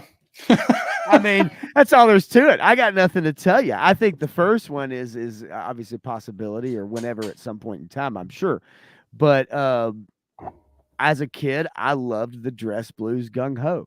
I just do, and I think it classified with the cap and the sword, the colors and everything. I've always loved that figure. I know it's not exactly a what you would call action figure, I guess, but I love Dress Blues Gung Ho, and so I want that figure. They're not going to announce him, but I want it.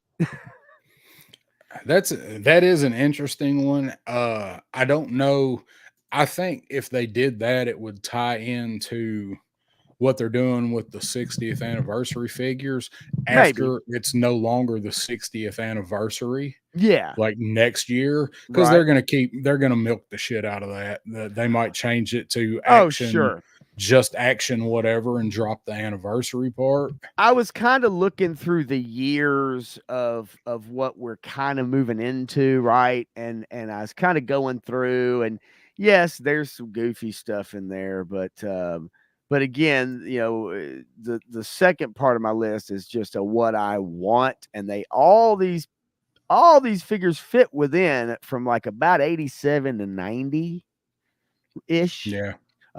Maybe a 91 on there. I don't think so. But my point is that yeah, Destro the Despoiler, that's a real possibility. Dress Blues Gung Ho. I mean, I'm not stupid. Like, but I've seen online that other people want it, and then I've seen people say that it's oh, Woody, like just it you wait. doesn't fit in. Yeah, I knew that's coming. No. So yeah, we don't always, Pop and I don't always agree on some of our favorite figures, Nah.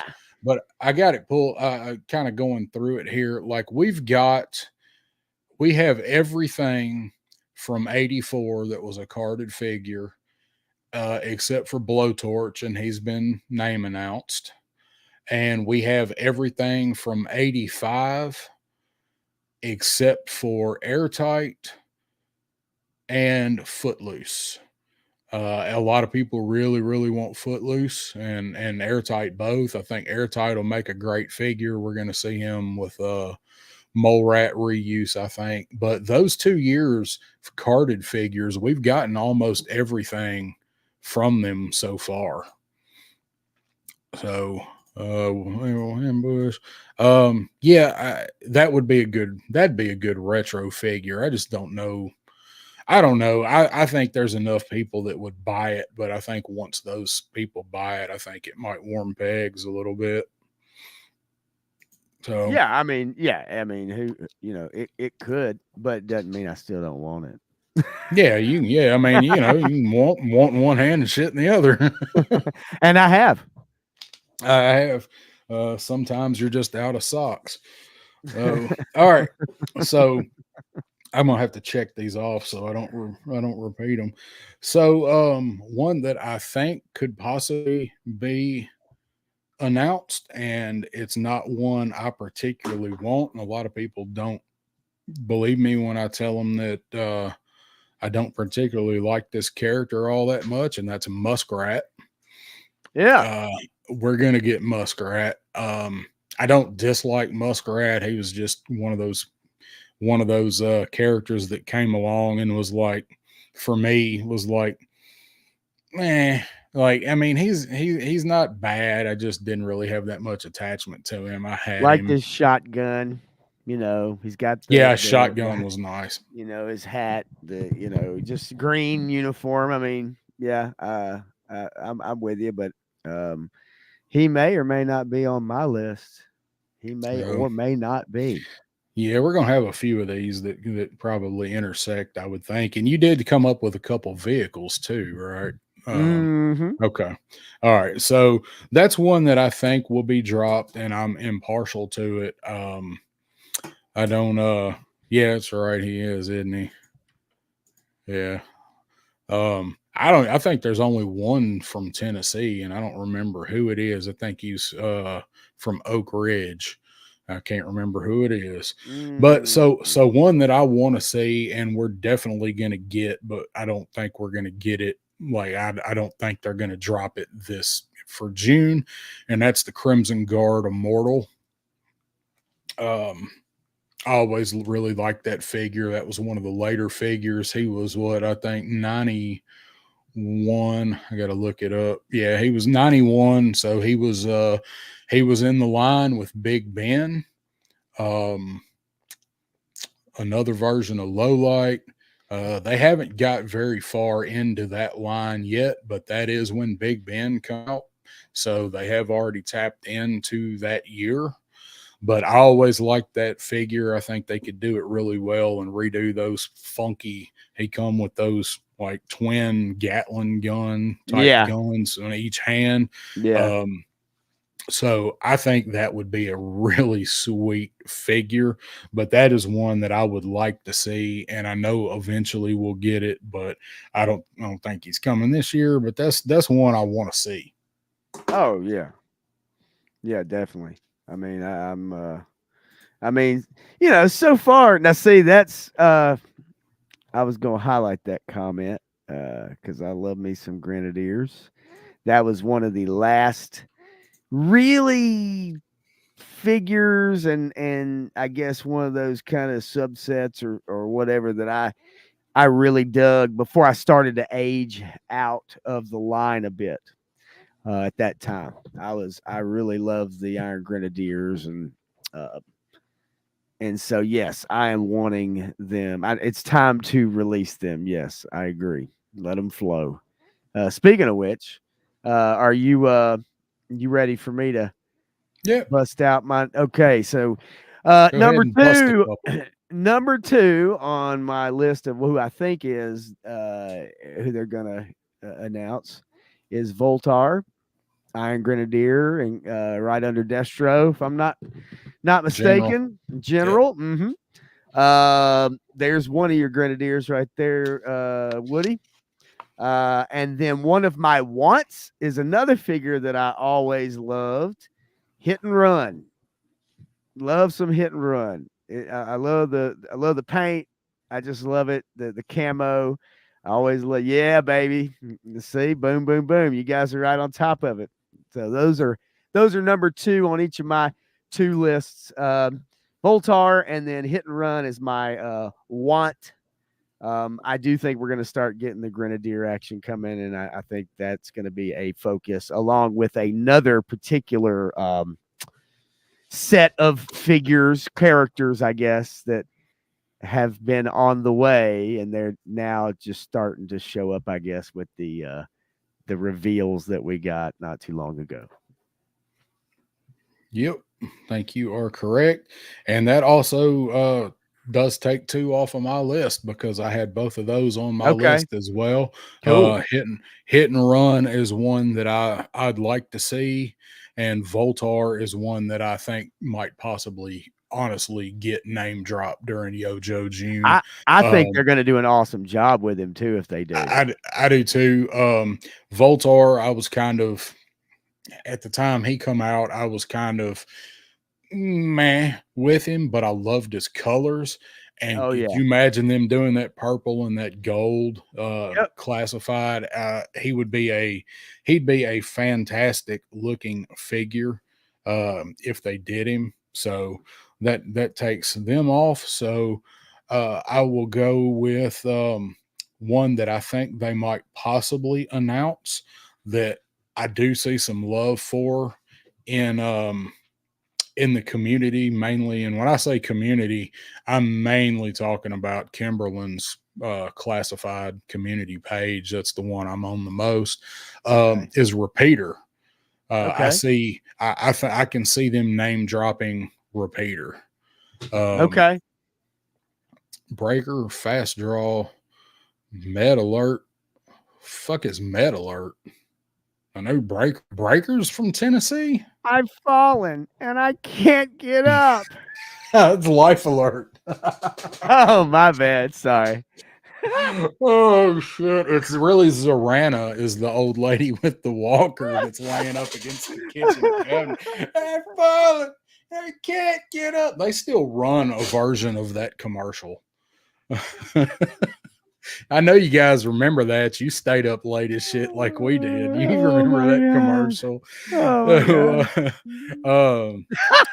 I'm gonna have to look into that. I didn't realize Breaker was supposed to be from Tennessee, so I had to check that out too. yeah, Yeah. he would. That blowback would Yep. make a good one. That's Woody says, I'll take Stretcher. That's one of the only figures that I have that from childhood that I know is 100% complete. I've got him. Okay. Yeah. Repeater he had a ball cap, like a cover cap. Yeah. But he had the fucking alien gun with the steady cam on it.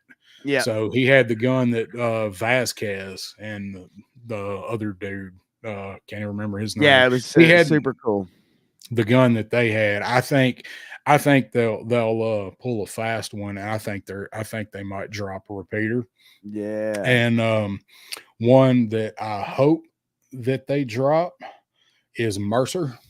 And I think Mercer's good old Mercer. I want to say hey Mercer. to Daredevil Dave too while we're at it, man. Oh, Dave Just snuck got in. in What's here. up, buddy? Yeah.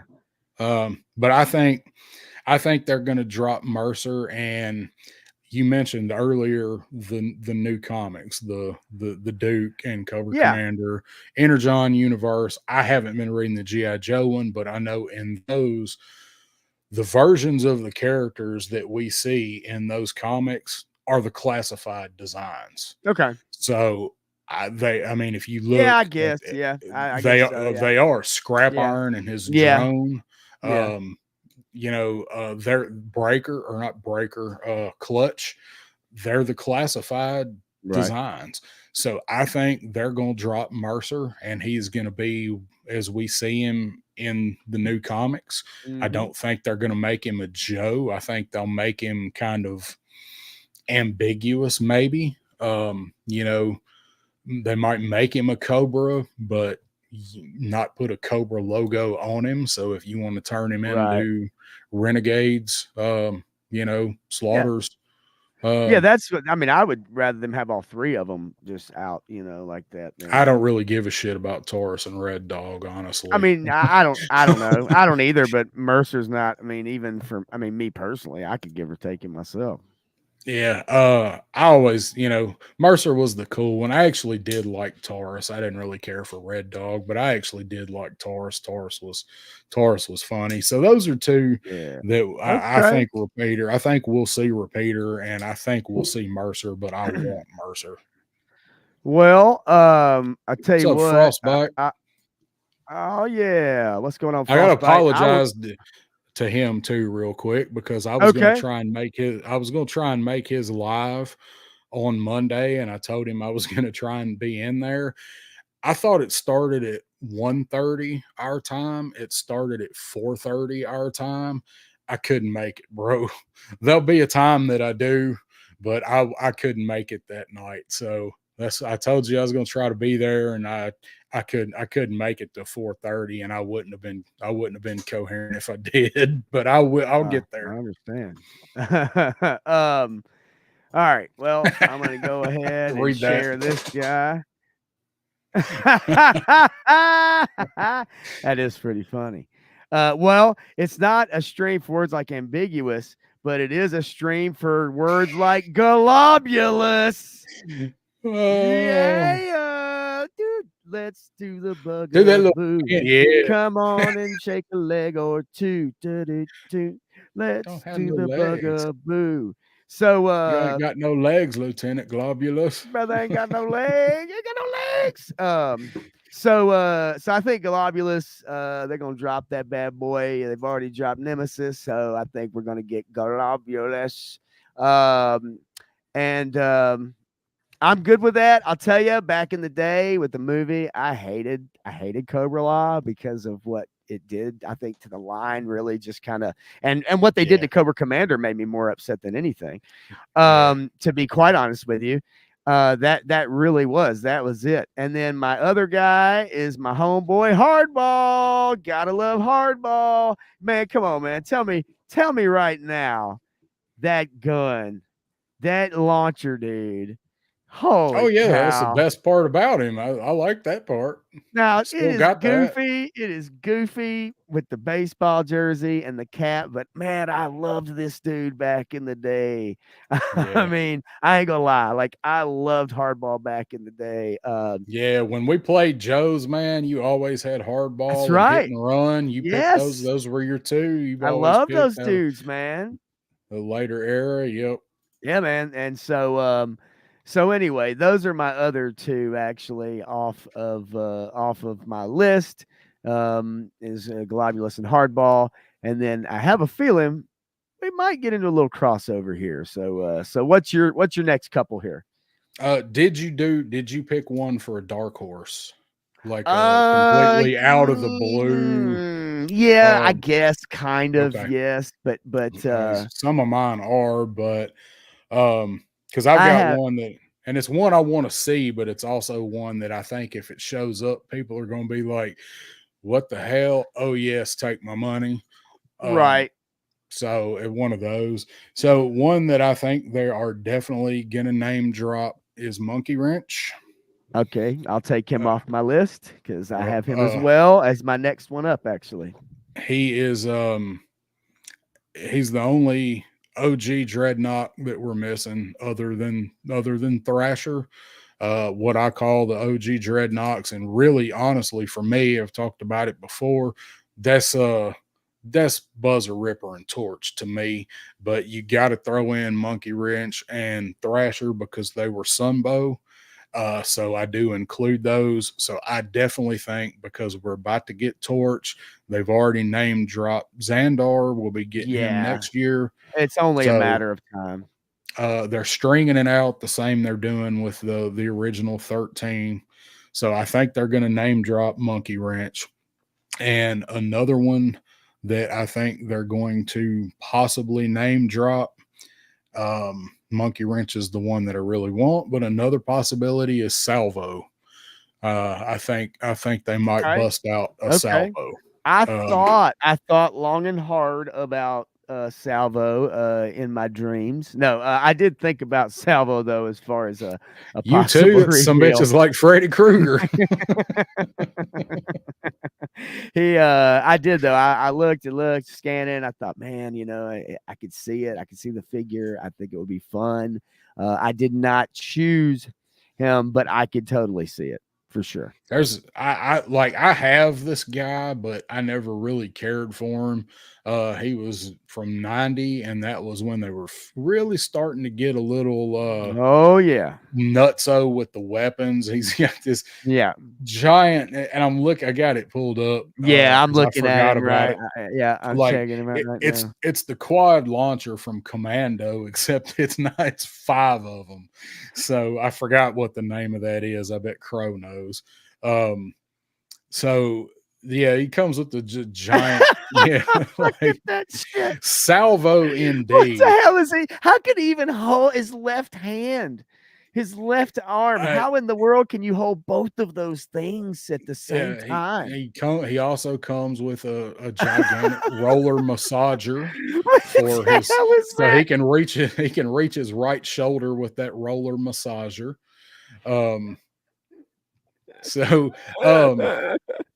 yeah, but I do see a lot of people want this guy. I I don't couldn't doubt care it. less. I couldn't care less Oh, for this dude. his shirt says, sorry, y'all, I done jacked up my screen. His shirt says the right of might. Is that Yeah, what it says? Okay. yeah, I think Because I so. did not have this guy. I was done about that time, I think, when this guy was coming out. Pretty sure.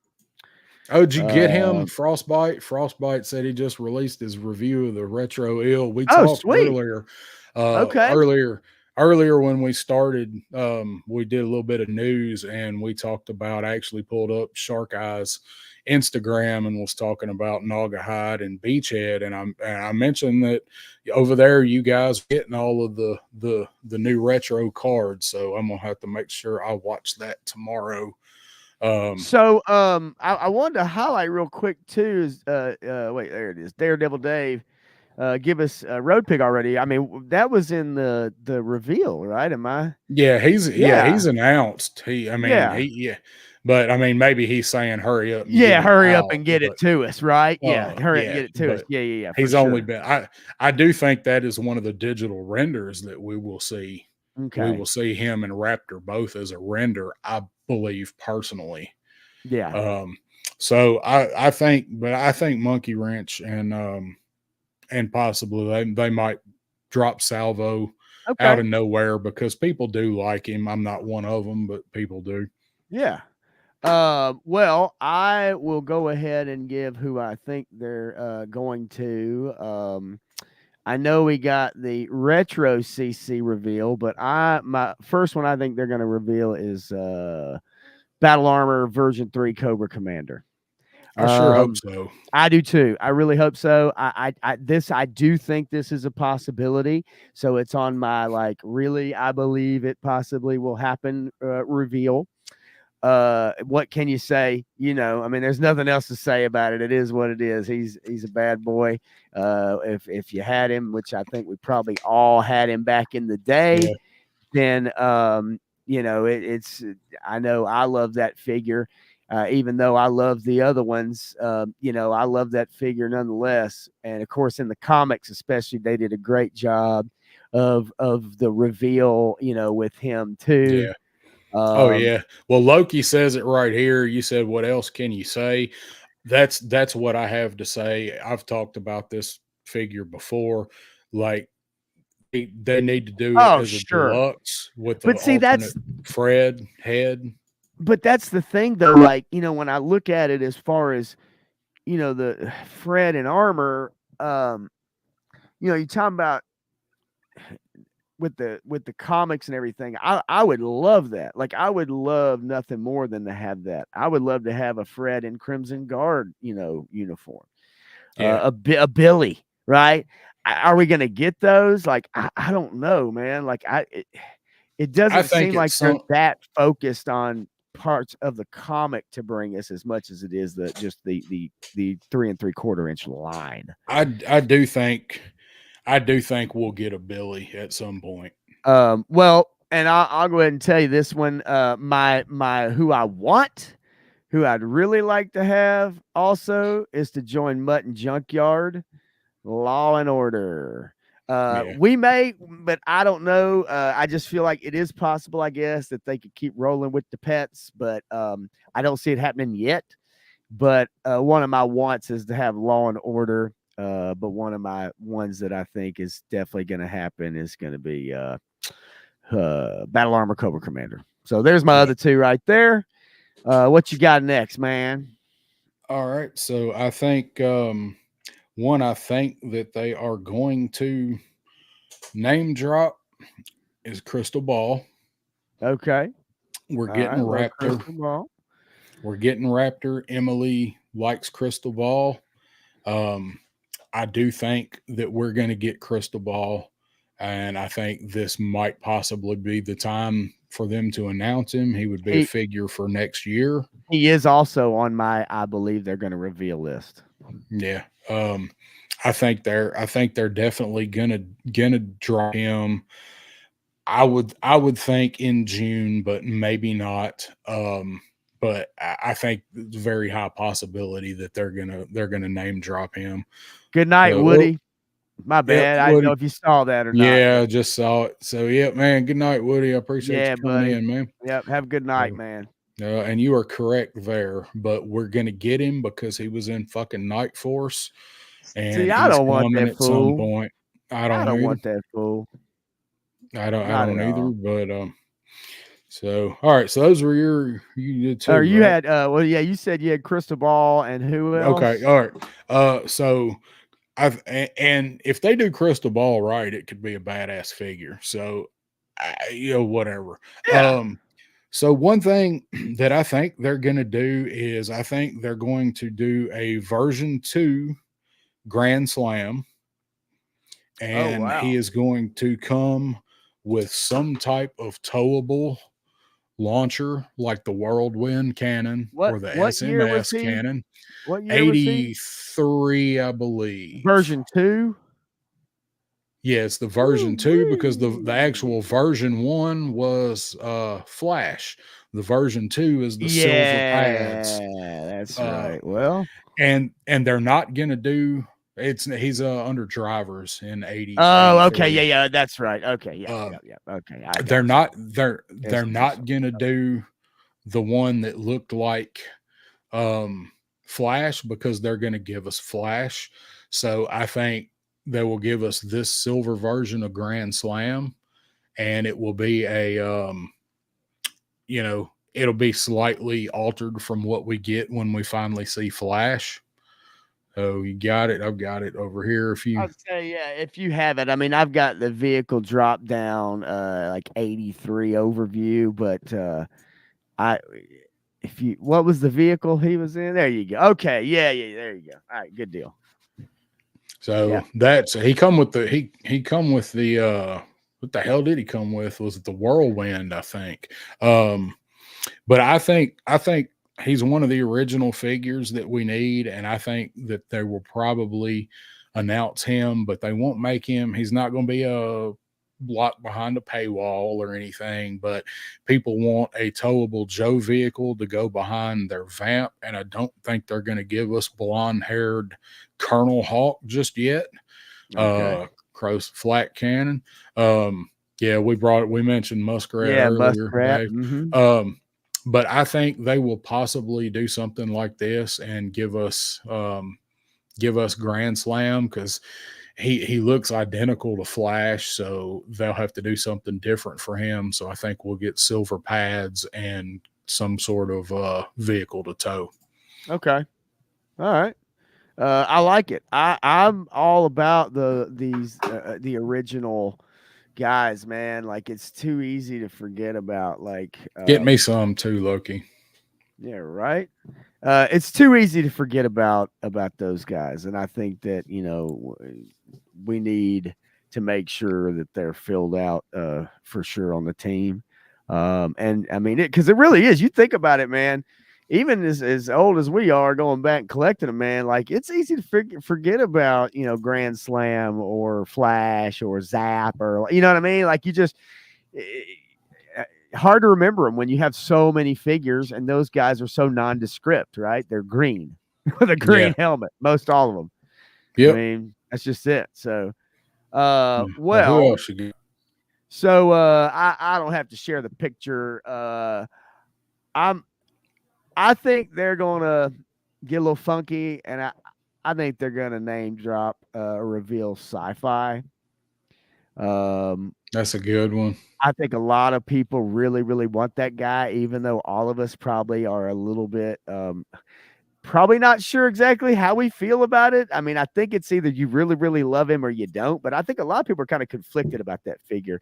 At the time, RoboCop was a movie. And his helmet looks like RoboCop in a way, and just at that time, lasers and stuff like that was something that you look at now totally different. And in the 80s, the effects and all that stuff on TV, and it's just something totally different. So I think sci-fi could be a very real possibility. I'll tell you who I wouldn't mind seeing as a figure is the Hydro Viper done. Yeah, I would love to have a Hydro Viper. I just think it's a cool figure. It has some lasers. It has some cool accessories, so to speak. He is one of those more later model figures that I was really kind of aging out of at the time. But this guy right here. There we go. With the webbed hands. Right. But I just think that if they could do the hoses right, I know those hoses are heat, but see the mask comes off. Yeah, I think that mask was so badass. I think the color and some of the sculpting on it could be really, really cool with the webbing. So I don't know. And then you get the Stingray, obviously, with him as well. Demon of the Deep. I just thought it'd be a cool figure. And I would love to see that. I don't think they're going to give us one, at least not right now, but they have been wanting to run through all the Vipers. It's pretty obvious that they love the Viper line. And so that's one that I just thought would be super cool to do. That's on my list. So yeah, sci-fi. I think they're going to name drop Hydro Viper. I would love to see. Yeah. I definitely think we're going to get Hydro Viper, especially if we do get the Moray for HasLab. Oh man, they're going to need to build up those water guys. The only Yeah. thing makes me think they wouldn't do that just yet is because we just are getting the retro ill, getting Yes. ready to get it. Some of us already have it, Frostbite. So I think they're definitely going to do Hydro Viper, though. I see a lot of people really want him, but he'd have to have an extra set of hands because, you know, the webbed hands. But I think only one was webbed. I'm trying to remember. I think so, because he had to. Yeah, the thing. Yeah. Yeah, that one right there. That one right there. So his right hand is Kung Fu grip. Okay. The left one has right. the webbing on it. Frostbite said lasers, and that's something I thought was funny when I was a kid, and that reminds me, like in the cartoon they used lasers, but they had an entire laser trooper in Flash. Then they had an entire replacement for that laser trooper was sci-fi. Yeah, I know it. You know, I mean, it's for the cartoon. They couldn't use, you know, bullets in the cartoon. Obviously, they had to use lasers, so it makes their positions redundant. Yeah, that's one. That's one I should have had on my list was Cesspool. I want a Cesspool, but he's not on my list, so I'm not going to add him to my list now. So, well, who do you have next up here? So next one of the next potential ones that I think they're going to name drop is Pythona. Okay. If they don't name drop Globulus, they're gonna name drop Pythona. One of the two. Either one of them at this point are a potential. I could see them waiting on Globulus and name dropping Pythona and maybe the guards, Cobra Law Royal Guard, because we know there's a 2-pack coming of something. Well, he's on my list of name drops. I think they're going to do is the Royal Guard. Yeah, that would be a pretty cool figure. I think it is a definite possibility, and Pythona would be cool too if they did it. You know, it'd be hard for them to fuck up a Pythona figure with some of the what they're doing classifieds. So this one is my dark horse. The one that I said if they hit us with it, people would be like, "What the hell?" Then they would be like, "I gotta have that." Okay, it's Kill Hall. I would love to see a Kill Hall. Absolutely. Admiral Kill Hall. Yeah, that'd be awesome. Part of most of us never had this guy. Plenty of us did, but most of us didn't. I did not have him. I always thought he was a cool figure. You know, Admiral of the Joe Naval, Commander of the Flag. So I think a Kill Hall would give him a removable hat, give him his pistol, maybe give him something, you know, something else to spice him up a little bit. He didn't have a whole lot, but he, you know, this figure he didn't need a whole lot. He had an entire aircraft carrier. Yes, exactly. So that's my kind of dark horse is I'd like to see a Kill Hall. I'm a-okay with that. I would actually like to see that too. You know, my dark horse isn't exactly, I would say dark horse. How to describe it? It's more of a real desire. Okay. Now I will say my first one of these two, and then that's pretty much kind of got it for me on the figures, I think, for the most part. Yeah. Is I think there has to be a V2 Storm Shadow, right? Yeah. Like there has to be. Like I don't know how you've had a million Snake Eyes. There's got to be a Joe. version 2 Storm Shadow. I know Well, the Arctic. they haven't give us everything everybody wants in one Snake Eyes. I They know, give it so a they little keep at a giving time. bit by bit. You're gonna have to kit bash your own Snake Eyes to get everything you want out of for Snake Eyes. Yeah, but you're I right.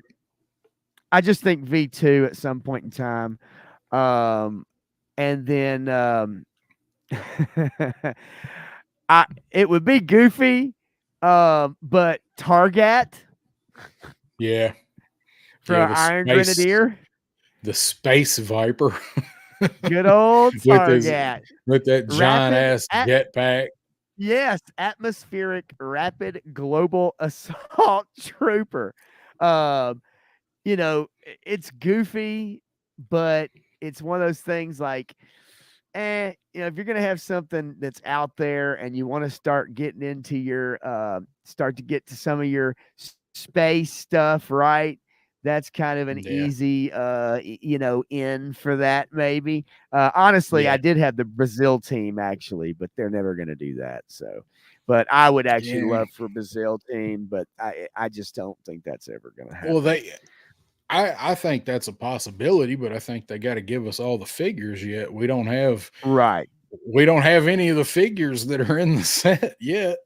I know. So, So that's something that for me, I would love to have, but that's just something that just not even really possible at the moment. Because you're right, yeah, you have to get it. You have to get everybody first. I agree. I agree with Frostbite here. He is the Yeah. best looking, but I still just think a Storm Shadow is a Cobra. Yep. I Me do too. like the V2, but maybe I guess they're not quite ready to turn him into Joes yet. But we don't know. We don't have much of a narrative to go by. So Right. um, Right. The and um, also too, that tripwire with the cassette tape. And I was looking at that V3. figure. Yeah, he's the listen and fun. It's a mine detector. It's a V2, listen and fun right here. I had That's it. one orange son of a bitch with some Yep, I purplish. had that. You know, yeah. I mean, I just don't know that you really need. They're what would they do? I mean, it would be the tripwire figure, and it would just be this color. I mean, I just don't know what Yeah. else you would really do with it. Yeah, I think I'm good unless they want to update him down the road. I'm good on Triple R, I think, and I Yeah. love Triple R, but I do too. so I like him, but So is there I a don't couple think. vehicles that you think Yeah, and maybe or we'll some go. that you want? Yeah, we'll go through these. Go through these quick because Yeah. Yep. we're starting to lag a little. So Yep. Yep. one that I think there's a possibility that they could name drop any of these. Okay. The front runner I think they're going to name drop is the Marauders Triple T. Okay. They're gonna do Sergeant Slaughter's tank in some kind of Marauder paint scheme, possibly. Yeah. And the next one is obviously the Thunder Machine. Yeah, that seems to with be Thrasher, right? And then the next one is the Snowcat with Frostbite. Right. I would love to see any of those three. I would rather see the Snowcat and the Thunder Machine. Thunder Machine more than all, but honestly, I think the possibility of what we might see the most is probably a Triple T. Yeah. I don't remember. I think I listened to it once. That's great. Yeah, I mean, other than the obvious ones everybody's put out there already, or at least what's been talked about as far as the Snowcat, the Thunder Machine, Triple T. I mean, I don't know what else you really add to this. I know there's some things that I would like to see. I know there's some things that I think would be too big. I would love to see them put out a Cobra Fang. As and small as it is, and a claw, a water moccasin. is a pretty tight, even really not that big a boat. It fits a 6-inch figure one where you can stick some guys on the side. It's not that big of a boat. It would be bigger, but really man, either the All Striker.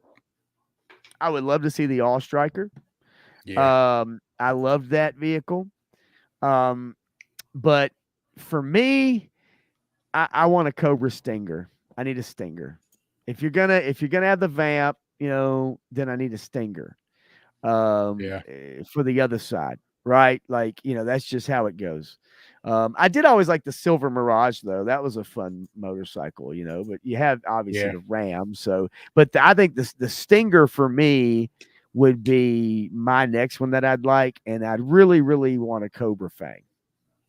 Yeah. So, those are two must haves. I think the Stinger, I mean, they've all but confirmed the Stinger. I mean, you read between the lines, it's coming. That's probably why the Vamp, they're using the mold for the Stinger. I don't think they're going to drop the Stinger during June, but I think I don't either during the summer. Yeah, I think we'll have. I think we'll have the Stinger by the end of the year. Yeah. But I think they're going to wait until like maybe July or early August, and then where it comes out around Christmas or something. Yeah, we know it's coming, but I don't think they're going to drop it in June. Everybody's going to be pissed. Was that all the main vehicles? Yeah, that's all. Yeah, I mean, I had a few more down there, like the Devilfish or the Sea Ray and shit, but that's just wishful thinking. I don't think they're gonna need that stuff. It's gonna be a while if they even do. Well, when they do get into these small vehicles, I mean, those are the ones we're definitely going to get. We're definitely going to get a Devilfish. We're definitely going to get a Fang. They're going to get into some of these lower price point vehicles that are iconic vehicles. They at some point they got to do them. They know the vehicles will sell now, especially the way they use FOMO to drive all of their campaigns. So, I think so. Oh, Crow getting out of here, man. I appreciate it. Check the rest because it's about to get funny. Yeah, this is probably my favorite portion that we're gonna do tonight. No. Oh, that sucks. No ice cream, flat tire. Oh, and you can't really DoorDash ice cream, I guess. You wouldn't trust it. So somebody really wants to earn their money. Yeah, right. One other before we get into that I did want to say is the possibility that they might not announce the HasLab next month. Being pushed back because of whoever shit the bed with the Star Wars HasLab. That I don't think it would be quite as much of a kick in the nuts for Joe fans not to get a HasLab announced in June as it was for Star Wars fans to not get a Star Wars announced in May. Yep. That's one thing we should prepare for. Might happen. Man, I've said this many times, and I've told you this too privately and whatever. But like G.I. Joe fans have been eating good, man. And so if you have to wait a month, or you maybe need to wait to get another one going, right? Whatever it is, like I'm okay with that. I know in the spirit of the month, it's great to have that and to be able to get that press around it. But for me, it's okay. It's okay. Star Wars fans, they ain't been eating good for a long, long time, dude. No, so Vintage Collection is carrying that entire line. So I mean, and they've had also think about, unsuccessful HasLabs too, right? And so it's not even just a matter of, oh crap, we didn't get one. It's like, man, we've had some crappy HasLabs, and we didn't even get a new one for the month of May. So I can see where that news would be even more depressing. For us, though, man, we've been doing really good for a while now, man, with a lot of news and a lot of good stuff. So if there's a delay, for me, I'm okay with it. I'm okay personally. I think I would be disappointed. I think they're going to get it though. I think they are going to announce one. I think it'll be at the end of June, but I do think they'll announce it, and um, it'll kind of be the grand finale. They might push it. They might push it back a little bit, but I do think that they're going to announce one. But there's a possibility that they Yeah. won't. Yeah. Because people talked about them. Whatever happened with the Star Wars, whatever it was that actually happened, might offset Joe's. Because there's a lot of people that double dip and collect both. I Yeah, don't see man. how. Maybe They make a I lot don't more know. money than me if they do. I But was just saying, I don't know. I mean, there's crossover there, I guess, but I don't know. It's yeah. we'll see. So we got all that out of the way. So we're going to go do something Yeah. that I come up with that I'm calling crazy cameo time. Yep. So Yep. what this is kind of I'm kind of riffing on what Punk did on one of his topics a couple weeks ago, where you could take he asked people to take one property, one thing, and drop it into any other property. Didn't have to be at all even related to GI Joe, and a lot of them weren't. Mine was, and I even wrote a little couple sentences that he made fun of me for, because he wasn't really asking for backstory. He just wanted to see what we'd saw. Oh yeah. So he gave me a little bit of crap over it, and we joked around, but he did Right. actually wind up reading it. It was like 2 sentences. So I kind of thought about that idea, and I thought, what kind of characters would we like to see in GI Joe? Like, what weird off the wall characters? And I'm not talking about like Deadpool joins GI Joe. The example that I gave Pop Blender was like Hawkeye from MASH joins GI Right. Joe, What's or up, Ken's somebody Toys? joins Cobra. Hey, Ken's Toys, thanks for stopping by, man. Good to see you here. Glad to see a new face. I appreciate you coming Yes. by. Yes. This is at the point where we kind of go a little more off the rails and get stupid, but it's funny, and it's all the stuff in our head. So this is that us kind of crazy. playing. Yeah, we're playing make believe, and Yeah.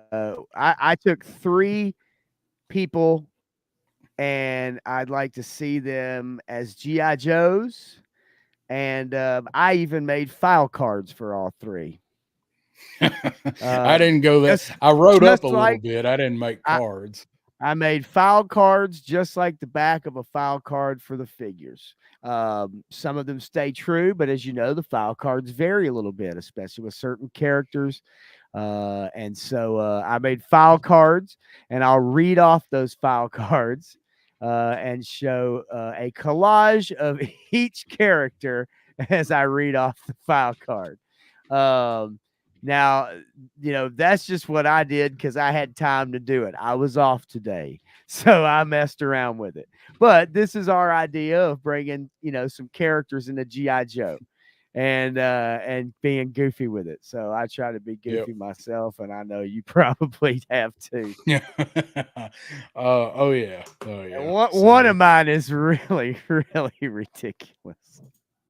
So, would you like to start, or yeah, no, I can start. start? I can start. I say I save my best for last, but I'm gonna go ahead and do them in this order. So let me bring up one screen to share here. And where is he at? There it is. Let's see. No, that's not it. Where'd he go? Hang on, I got him. I may have to do a little let's see here. I may have to do just a little. There it is. Archer and GI Joe. That's all right. Oh shit. Jack Burton. No. Hang on. It's so stupid. I'm trying to figure out how do I do this. All right. So bear with me for just a second, you crazy kids. All right. Just bear with me. Bear with me. It's All right. All right. Here, Jack Burton. So, tough guy, code name Pork Chop. File name Burton Jack SNPC 0702 1986. Primary military specialty knife warfare. Secondary military specialty hand-to-hand combat. Birthplace unknown. Pork Chop is a cocky and macho brawler who used to have his own trucking company. Finding himself in bar fights and drunken escapades on a regular basis, Pork Chop's life changed forever when he was drawn into fighting a supernatural sorcerer in Chinatown. Hearing about the incident in San Francisco, G.I. Joe reached out to Pork Chop to recruit him for the team. His ability to wisecrack during intense firefights helps him fit right in with the other Joes. Pork Chop tries valiantly at times to be the hero, but his desire to help outweighs his actual abilities. The best laid plans are sometimes thrown out the window when Pork Chop enters the fray. His skills with a knife are unmatched, and he's earned the nickname Big Trouble. And then at the bottom of the file card, we have a little quote from somebody you might recognize. He's a tough son of a gun, and he's good for a joke. But his idea of a plan is to just go for broke. That's great. Right. Roadblock teaming up with Jack Burton. That's your boy Roadblock with Jack Burton as one of my G.I. Joes. That's absolutely great. Coming into the scene. Anyway, that's great. I love it. I love it. Oh my God. Right. So I wish I had time to do that with mine. No, I knew you had a lot going on, so you ain't even got to tell me. So I'm gonna have to. Whoa! There went my pen rolling down my clipboard there. So that's what that was. So all right. So for mine that I come up with, I am going to bring Sheldon Cooper into the G.I. Joe universe. Yes. I wish this listing had some better pictures on it, but it don't. So yeah, Sheldon Cooper from Big Bang Theory, and Sheldon is recruited by Dr. Mindbender, who appeals to his sense of order and manipulates his disorders. Sheldon eventually disagrees on a matter with Dr. Mindbender, which changes his mind, and he joins the Joes just to show Mindbender up and prove him wrong. So, I had Cobra trying to recruit Sheldon.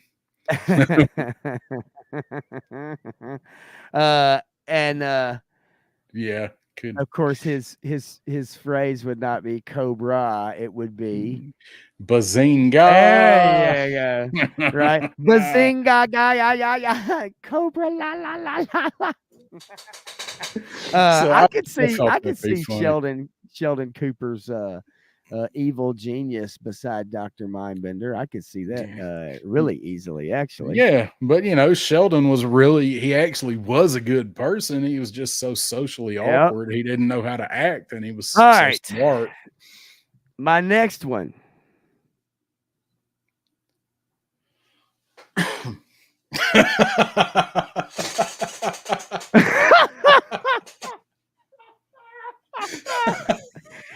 Code name Gentle Giant. Super Sloth. G.I. Joe strength and conditioning trainer. File name Fratelli unknown. Created in the underground layer of Dr. Mindbender on Cobra Island as one of his monstrous experiments, Super Sloth was forged from the DNA of the Fratelli crime syndicate when Mindbender infiltrated their hideout at a remote coastal location. Mindbender enlisted the saboteur Firefly to extract samples from all 3 surviving Fratelli family members. Using their DNA, combined with samples from some of history's strongest people, Andre the Giant, Arnold Schwarzenegger, and Corky from Life Goes On, Sloth was born. As he grew larger, his lust for flesh also grew, eventually helping him a break out of Cobra Island due to his immense strength and underrated psychological prowess. However, as he came to the edge of the island, he was discovered by Lady J of G.I. Joe, who was doing a covert stealth mission.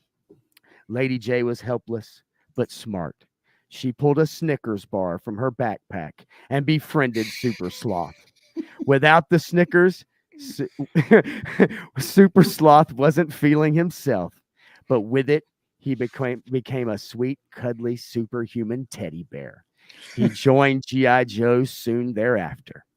And then we have a quote from Lady J. That giant fellow over there, well, he stole my heart as soon as he took a bite of that chocolatey, gooey Snickers bar. Don't tell Flint. Oh my God, that's great. If we do this again, I'm gonna have to take more time with it. Oh, You're gonna love my last one. Oh, you're gonna love my last one. But anyway, there's some great comments in oh, there. I have to. I gotta read. All right. Battle cry, baby Ruth. Possibly Memphis Mindbender on crack. Dude, oh, we got Life Goes On. Yeah, I couldn't help it. I'm sorry. It is what it is. Okay, Jesus. Anyway, man. All right. So I got you roll with the next one. Let's go. All right. My next one is this guy. Oh, hell yeah. From The Wire. Omar Little from The Wire. Yeah, absolutely. Yep. I can't whistle anymore. I was trying to do Farmer in the Dell, but I can't do it either. That damn dog robbed me of my ability to properly whistle. Yeah, so, yeah, right. So Omar from The Wire is a character that I think could be introduced into G.I. Joe, like as a kind of a wild card. So the little blurb that I wrote up about him is Cobra murders Omar's family in a double cross after his dad had become a Crimson Guard. Omar goes into hiding in the streets of Baltimore. He grows up hard, had to do what he had to do to survive, and he vows to take Cobra down on his own as a vigilante. So I thought bringing Omar in, man, would be a cool little addition to the, he'd be his own damn sub team, and then you could have all his different boyfriends that got fucking murdered, as side characters. But Omar could come with a damn trench coat and a removable skull cap, damn sawed off shotgun. Yeah, man. And rest in peace, Michael K. too, man. Yeah, he was a hell of an actor, man. Hell of an actor. Yeah, it was a good thing you watched it after you got back. Baltimore. That's actually where Oz is from. Oz is from up there. Yeah, man. No, that show is fantastic. That's one of the best shows ever. All right, I'll give you my last one here. I had to have some fun with this one. So I knew it. All right. We have top of the file card, imagine, if you will. All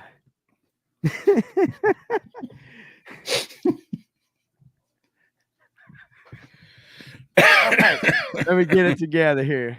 Dig, if you will, a picture. No, okay. Triple Threat, code name Funk Freak. File name Nelson Prince R. SN FU 6969696969. Primary military specialty, airwave engineer. Second military specialty, visual interference. Birthplace, Minneapolis, Minnesota. Grade unknown. Funk freak is an enigma. Being a Gemini contributes to his dual-sided nature, sometimes helping G.I. Joe and Cobra alike. Small in stature, but large in confidence. Funk Freak's main weapon is his purple-shaped guitar wave emitter that brings enemies to their knees and gives them a condition that's known as funk face, in which the unfortunate or fortunate receiver of his wave files scrunch their faces up in a contorted-like position, hindering their ability to speak. Enemies can only gasp in wonder at the electric sounds from Funk Freak's deadly weapon. His other vicious skill is being able to do a seductive dance, often using the splits many times to render opponents breathless and stunned to the point of being paralyzed. If that's not enough, once Funk Freak opens his mouth, a high-pitched melodic tone confiscates the enemy aggressor's libido, and said enemy has a strange sensation down below that causes them to give in to Funk Freak's carnal desires. Enemies become ripe for the picking. All right, shit. at the bottom of the foul card, after being hit with all three waves of attack from Funk Freak, G.I. Joe's cover girl and Cobra's baroness became enthralled in a three-way love triangle that almost brought both Joe and Cobra forces to their knees as the women turned on their own sides to protect the freak. This operation became known by Funk Freak as Operation Get Them Bitches. Oh my god. Oh shit. What's up, Jay Gonzo? you got here right as the train's all going off the track, buddy. So oh my god, you gotta read some of these comments. His special powers fucking your sister. Oh my god. All right. His battle cry, cream, get on top. Oh my god. Anyway, man, I couldn't help it. I couldn't help it. I was like, all right, here we go. Let's have some fun with it. And if any of y'all know, like, I'm a huge Prince fan, big Prince fan. And massive. so yeah, oh my god, that was freaking awesome. All right, anyway, had a lot of fun with that. We'll do this again for sure. We might have to do this like every other show if we've got time, if we can fit this in, because there's some of the comments and the pics that people have. Operation Get Them Bitches. Oh god.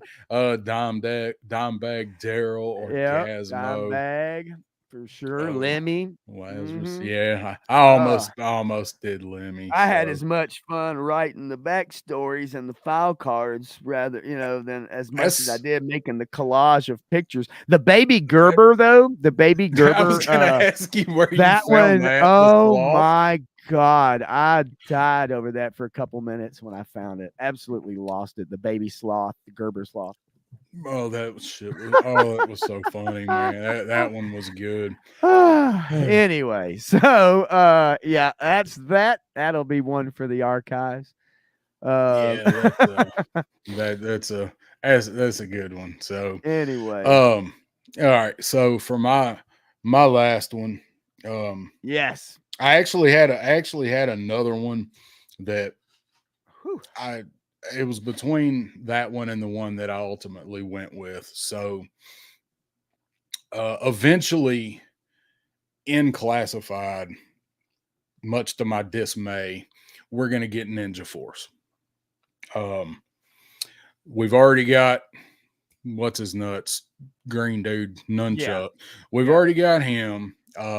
We're going to get all those guys at some point. They might. I'm not saying they're going to announce them in June or anything, we're gonna get them. For some reason, they're too popular. Earlier, somebody said Slice and Dice was at Loki. It's way back at the top, but somebody, I wouldn't mind seeing Slice and Dice. I had Slice, I didn't have Dice.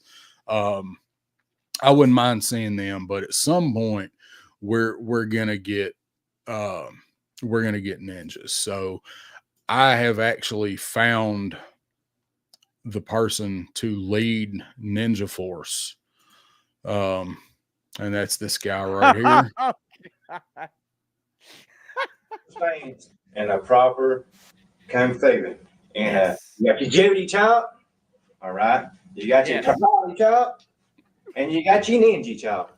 Now, what smart thing to do is like when you use a judo chopping, you got to say it, you know, for you beginners, you know, like a Judy chop. Because what you don't want to do is like be a Judy chopping and a kung fu kicking, and there goes your leg. You know, now you got a problem for one-legged ninja out there.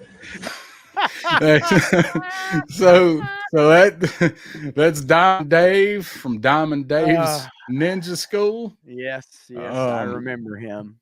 Yes, that is also known as the West Virginia Ninja. That's right.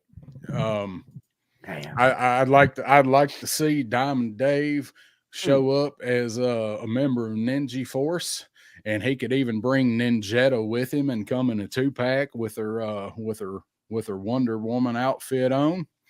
So this was Frostbite. This was huge here 15 plus years ago. This page that I'm looking at is Andrew Harrelson. It's his YouTube page, and he is just somebody that has reposted it and reshared it.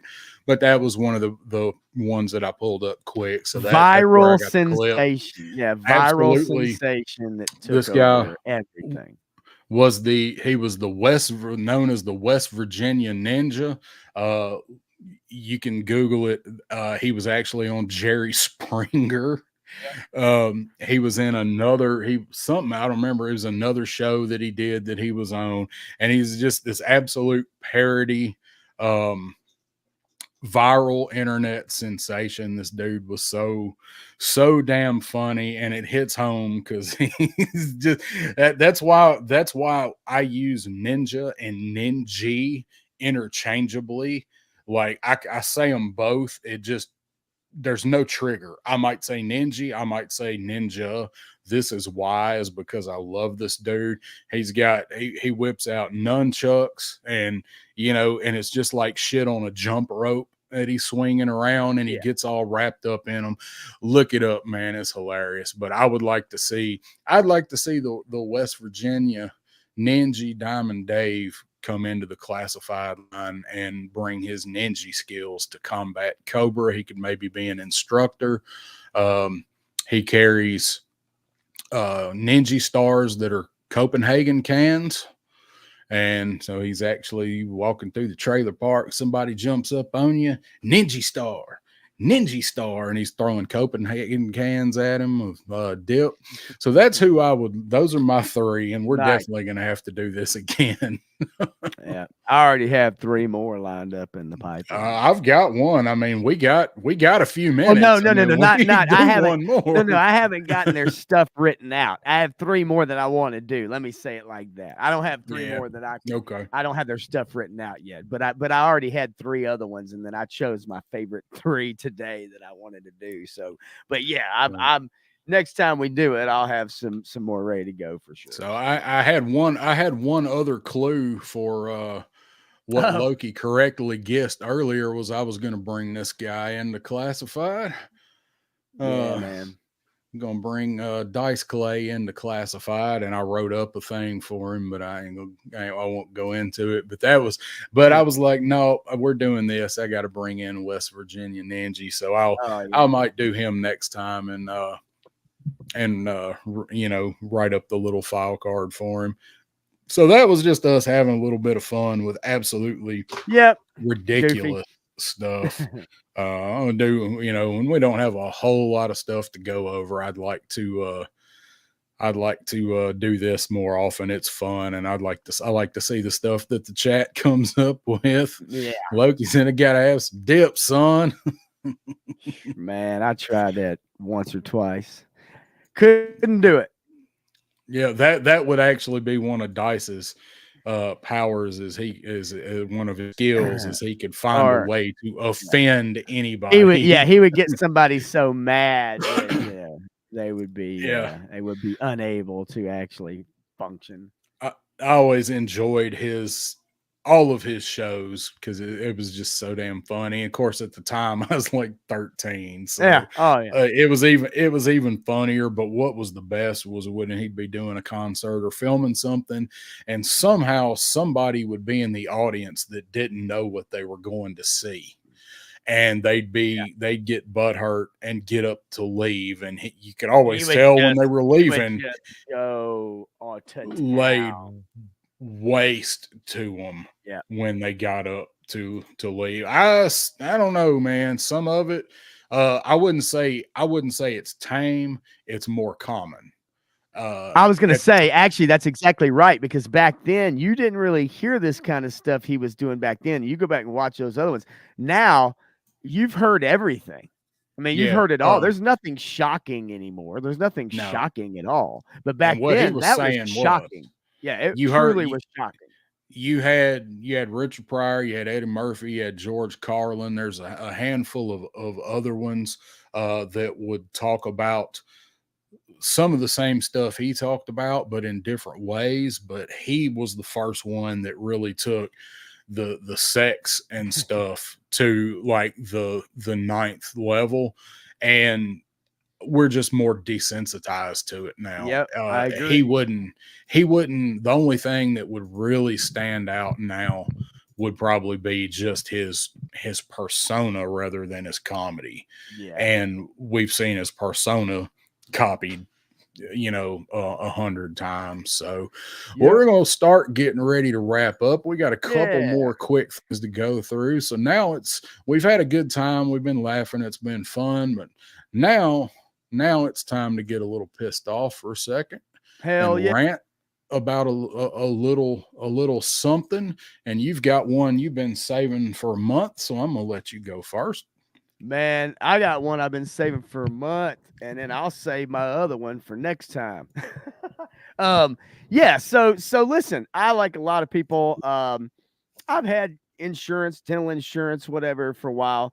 It's been a few years since I've been to the dentist. I brush every day. I'll floss, like, I say every week. A lot of times it depends on what I eat, and what I eat is very regular. Like every week, it's basically the same 3 or 4 things, especially cooking at home. And so I'll generally floss at least once a week. I ain't the greatest, but I brush every day. That's for sure. Sometimes twice a day. All right. Bottom line is, one thing I will tell everybody is definitely go to the dentist if you can. If you can't, go just to get your teeth clean. It's just good to do. But anyway. So I went in because I had a crown over a molar, and didn't realize that I guess the tooth underneath was pretty much gone, or gone, and never had any pain, never had any issues, never had any sensitivity issues, none of that stuff. So, but I noticed one day around the bottom of the crown, I was like, oh, that don't quite look right. Not super bad, but anyway. So I went in and they looked. They said, "Hey, we need to pull a tooth." So okay, fine. I've never had a tooth pulled. Said, "Okay, cool." They said, "Well, we can't do anything to really save anything." So I made the schedule on the appointment. I went in, and so they bring me in. They say, "Okay, this is kind of how much it's going to cost. This is how much your insurance is going to cover." And I'm like, "Okay, fine." So I go in. They pull the tooth, and then they start cleaning up the area and everything, and all that. And then they tell me, well, we're probably going to need to do a couple crowns and a bridge. If you know what a bridge is, it's like a fake tooth. So anyway, so I'm like, okay, that's fine. And then they say, well, we're probably going to need to do a deep clean on you, and that's going to take a couple sessions. And then, we got a couple fillings here and there we need to do. And I'm like, okay, that's cool. We'll schedule all that stuff. So anyway, so I get done with the appointment and everything, And I go to the desk and they say, okay, well, listen, we want you to go over here to this other room and you're going to meet the doctor whenever he's done with this other patient. He's going to meet you over there and we're going to lay out your plan. So I go over there. I go to the other room. I'm sitting there. He comes in and he sits down and he brings in one of his assistants with him. So it's 2 against 1. Already, it's an uncomfortable situation. I've got the dentist, I've got his assistant, she's holding a clipboard, and they're, and so they're both sitting there. And so he starts to go through all this treatment as far as over the next 12 to 24 months. We want to do this. We want to do this. He gives me the piece of paper. It's got it all listed. It's got like prices written in there, not for every procedure, but as a total. And it's like a program over 24 months that they want to do. And I'm looking at it and he's showing me pictures on this big TV. And, you've got this overbite here and your teeth have moved a little bit. And we need to, and so on top of that, as he's reading this piece of paper to me, it says my name at the top and then my name in a paragraph. And it says, Brandon has this, this, and this, and we want to fix this, this, and this. And then at the bottom of the paragraph, they forgot to edit the name. So it says, and then Nathan will have really healthy teeth until he's 85 years old. And I was like, what? And then the dentist, he reaches over and takes a pen and like scratches out the name Nathan. Now, mind you, they couldn't even edit the word sheet right. It's like an office Word document. It's a template they use. It says the same crap. They just load it up.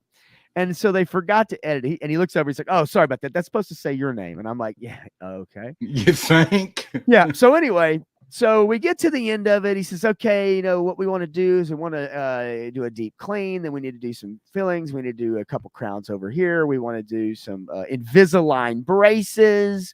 We're going to do a graft here and this and that. And now, mind you, this is the first time I've seen this guy. This is the first time I've seen this dentist. He flips the paper over, and at the bottom, it's $12,000 worth of work over 2 years. And on top of that, he's like, so we're ready to get started when you are. When would you like to schedule an appointment? And his assistant's sitting there looking at me, and it's like, I got the dentist here. I get the assistant here. She's holding a clipboard ready for me to sign over. And I guess they're expecting me to write a check for $12,000 that day. When I'm a new patient, I've never been there. And I should have known it was a dental studio is what the name of it's called. Yeah, it was a dead giveaway. Now, I appreciate the effort. I appreciate the fact that they have a 24-month plan. But I also wanted him to understand that, like, I'm almost 50. I'm not trying to be on TV. I'm not trying to model. They're talking about shaping my teeth and rounding them off and all this shit. Oh, my God. And on top of that, folks, I ain't going to drop 12 grand. I even said to him, I said, well, is there a way to do this in payments? They're like, well, sure. I mean, we could do like 3 payments. I thought, what? Yeah. What? You got me fucked up. And so I'm like, okay, well, look, I have to schedule, obviously, coming back to get the 2 crowns and the bridge. I've already like paid for half of it anyway. The other half I pay for when I go back, which I think is early next month. But anyway, but yeah, so what ramps my vamp is to go to a freaking dentist that you've never been to when you need a tooth pulled, and then they lay down a $12,000 2-year plan on you. That is ridiculous, and it would scare most brand new patients off. And after this appointment to get the bridge and the crowns, it has scared me off because I'm going to be going to another dentist, my son's dentist, actually, to go figure out what else can I do? You should have went to this guy right here. I know all about your boy, Dr. Giggles, man. I know all about that. I would have rather, I probably would have rather gone to Dr. Giggles. I don't know. Or you could have went to Mo Lar, the attorney and dentist. I mean, come on with it, man. You know, Yeah, I would have rather had ridiculous. Brutus the Barber Beefcake work on my teeth. So, you know, but anyway, so that ramps my vamp. It just, you know, fired me up, and it has been a month or more or whatever, but still, yeah. So that's mine. What about you, buddy? We'll wrap this thing up. All right. So let's see. So mine, I kind of already I talked to about mine a little bit earlier, but I didn't talk about how much it pisses me off is the lack of availability to go into a damn brick and mortar store and buy shit. I talked a little bit about that cool toy store I found, Frostbite. You might want to go back and skip through that and look at that part. Yojo Depot, it's online, but anyway, I found this place today, and it was the coolest vintage toy / new toy store that I've been in a long time, and that's including the one that closed last year that I really liked. I don't want to buy all this shit online. I don't want to look at all this shit online. I want to go in and say, holy shit, you've got a boxed bug back there. If I'm looking at stuff online, I'm never going to find a boxed bug. A boxed bug's never going to cross my damn mind. Holy shit, you've got Return of the Jedi Luke with the little coin and the card looks good. I ain't going to see that online unless I'm looking for it. I'm not going to go on some site or some online store and just randomly find shit. Now, if I want something, sure, I can go looking for it. Dave, see you later, buddy. We're almost out of here too. So thank you for coming by and hanging out. Good night. But that is what pisses me off, especially with what we do and what we're into. I don't collect a lot of vintage stuff. Vintage stuff for me is going to be if I walk in somewhere and I see the shit, or if I'm at a yard sale and they have it and I'm like, oh sweet, a tub of action figures for $5 and it's got Yak Face and Special Missions Claymore in the bottom of it. That is cool. War Chest, see you, buddy. Thank you for coming by. But the lack of availability with all of these stores going to online only, and I understand why. Rent is expensive. Gentrification pushing shit out of affordable areas is expensive. Land barons, because they still fucking exist. All that shit factors in, and people cannot afford leases on brick and mortar stores. I get it. I'm talking about the overall situation. Loki, right, it did. And a lot of people realized they could cut out that expense. I get it. But as somebody who is a collector and somebody who likes looking at the old stuff, especially if you can find it boxed and packages, I don't care about an online store. If I go in your store and you have an online store, I might go look at it because I've seen what you got in your shop. But when I go out and I'm like, hey, I want to go spend a day at the toy store, I'm going to Walmart. You know, that ain't a damn toy store. I want to go somewhere where I can see the stuff that I had when I was a kid and rebuy that stuff. I don't want to have to go hunt for it. So that's what pisses me off is we don't have a lot of good stores around here. And I think it was Loki earlier that said he didn't have anything in his area. There's a lot of areas that don't have anything and never did, and now they've even got a lot less because of this bullshit. Yep. But the whole thing, man, is just, you know, the whole system, whatever you want to call it, everybody's getting squeezed one way or another. You're getting squeezed at the dentist. I'm getting squeezed because I want to go look at carded G.I. Joes from 1983 that I didn't even know I wanted to look at, but I can't find them in Walmart.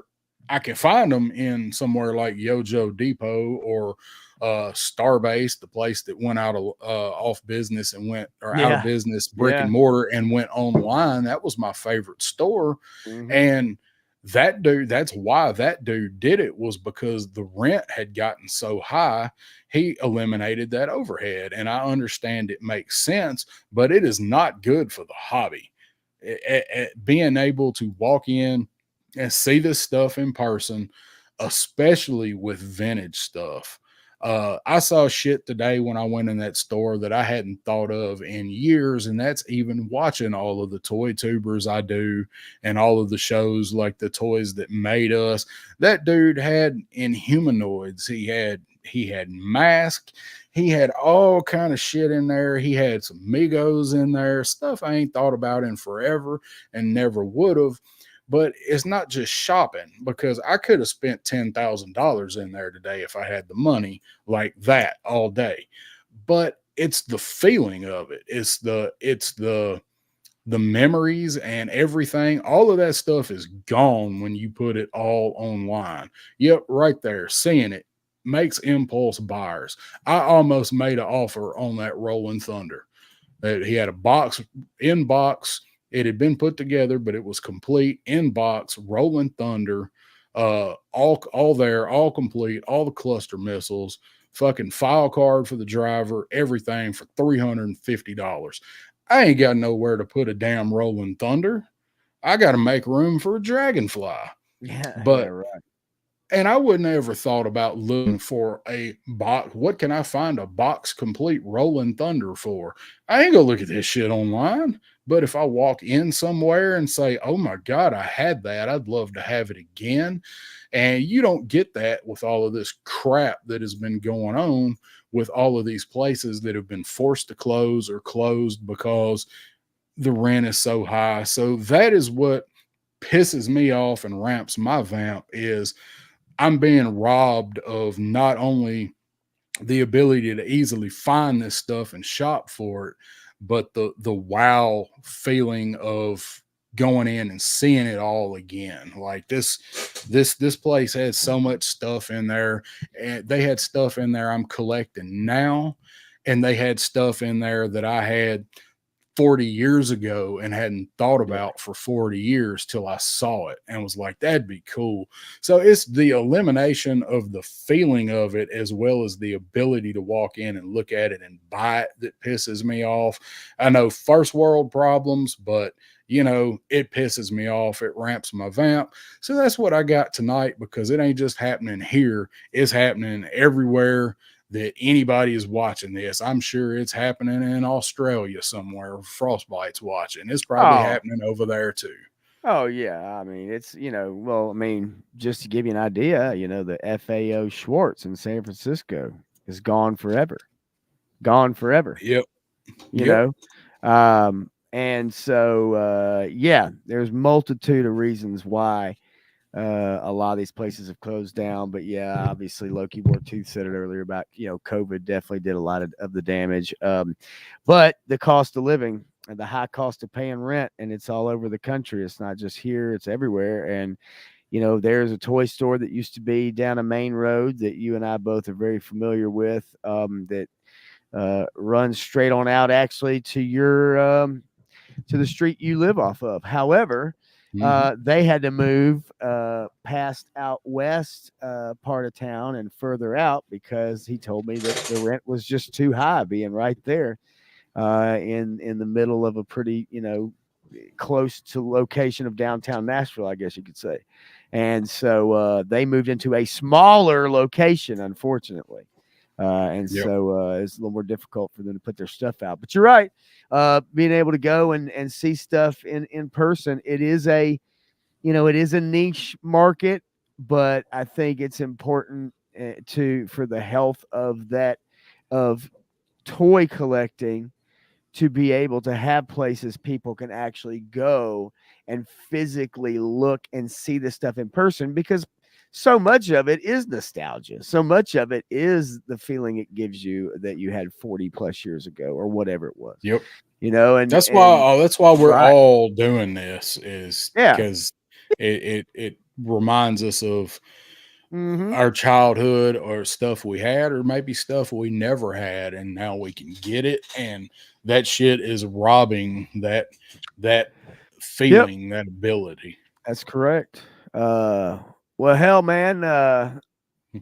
Anything else you got to say? I'm about fried out. We gotta bring it back down with a memory of G.I. Joe past. I'll tell you Didn't think of one, did you? No, I did actually, and I'll tell you the time I fleeced this kid Curtis when I was in elementary school, and I got some of the original Joes. He actually gave me Stalker. I got Flash, and I think if I remember right, it was golly. Green Hawk, green shirt Hawk. I can't remember. It was but I definitely remember Flash, and I definitely remember who the hell I literally just lost him. Stalker. And you know, those early Joes, like by the time I started collecting them, you know, they had been out. So you got to imagine in 82, I was like 7 years old. So at that time, you're still playing with some things that are still kiddie like baby like, you know what I mean? Like, you know, Yeah. I had Star Wars figures and stuff like that, and action figures were becoming super, super popular. Obviously because of Kenner and because of the Star Wars movies. But I still had toys that were still kind of, you know, from 5 years old, 6 years old. Once you start hitting about 7-ish, 8, 9, 10, 11, 12, that's when you really cultivate that, like, what's cool, you know, what, and then the cartoons start happening. So by the time I really started getting into G.I. Joe, those early figures had been out. And I remember having like a couple doubles of like, you know, at 83 or 84 guys, you know, right? Like, and so some of them I had gotten in trades as well for other figures and other stuff. And so I remember fleecing this kid for like 3 of the Joes I didn't have that were like super early, 82 or 83 ish. This kid named Curtis, who used to actually eat the shavings when he would shave his pencil in the pencil sharpener. He actually ate the shavings from the pencil sharpener and got in trouble in class for it. I remember that shit. And Curtis I want to wasn't say the sharpest tool in the shed. no, he I wasn't. But you know, I if I remember correctly, I fleeced him by giving him some Atari 2600, a couple 2600 games, and one of them was the I think the baseball game, because I love the football game even though it sucked. And I can't remember the other one, but I remember taking them to school and hiding them in my backpack. And because at the time that's all we had. We had an Atari, and so because the Nintendo wasn't out yet, and so I remember hiding the cartridges in my backpack so that like no one would know, even though we didn't play the Atari anymore, really. And taking them to school, and then trading out. And of course, you know, the nobody was playing Atari by then, you know, and I traded out like 2 Atari games for like 3 G.I. Joes. And I even remember, I think later on, dude asking me for a trade back. And I think I lied to him and told him that I lost the figures. Yeah, I lost that figure. But that yeah, kid's now in charge of Hasbro Curtis, and hates kids and adults. God, what was his last name? Curtis. It's gonna bother me, man. But little black kid, really cool dude, and we talked all the time. But yeah, I was kind of mean, and I fleeced him for those games and those G.I. Joes. But anyway, so there's a memory of G.I. Joe past for you. My little devil horns. Yeah. Oh, that's pretty good, man. So yeah, that's good. I think mine probably for this time, because I had a couple that I had centered on. Probably the Christmas morning, man, getting up with the terror drone. I talked about that before with you know, with your sister coming over and sneaking over there to help my dad put the damn thing together over at his shop. And that was one of my memories, but actually getting up Christmas morning and seeing that thing there under the tree and Like, cause I had seen it once in a store, but I hadn't ever seen it in person. And I was trying to get my mom to buy it for me, and she wouldn't buy it because we were just on a random trip to Walmart for like laundry detergent or some shit.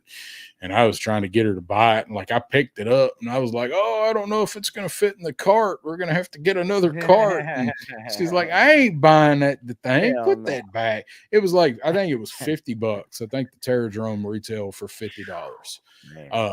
And that was, 86, $50 went a long way. That's a lot of money back then. If you go and do a calculator on it, it's actually quite a bit of money.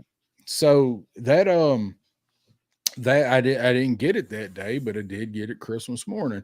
And getting up and seeing that thing in person, and the fire bats there with the launch bay, and the damn fire Cobra bat logo, on the fire bat, man. Oh yeah, dude. The doors that opened up when you pulled the lever. I had so much fun playing with that thing, but I just waking up and seeing it all there, and not ever like until later putting two and two together that was what was going on. Yeah, was that your sister had to come over there and help my dad because he hated doing decals. Yeah, and so getting up that morning, playing with that thing, flying that damn fire bat around the house Christmas morning, and I think I put every Joe I had around that thing. I think I put all the colors in it because you kept finding doors. It had doors all the way around it. Oh yeah. So that's mine, man, was getting up and seeing that, because that was the biggest thing I had. I had the headquarters, but that was the largest play set that I ever had as a kid. For Joe, I didn't have the Defiant, or I didn't have the Flag. So just the sheer fun and play factor of the Terradrome, man. It was a good time. And I actually had thought of another memory, but then I saw that one today.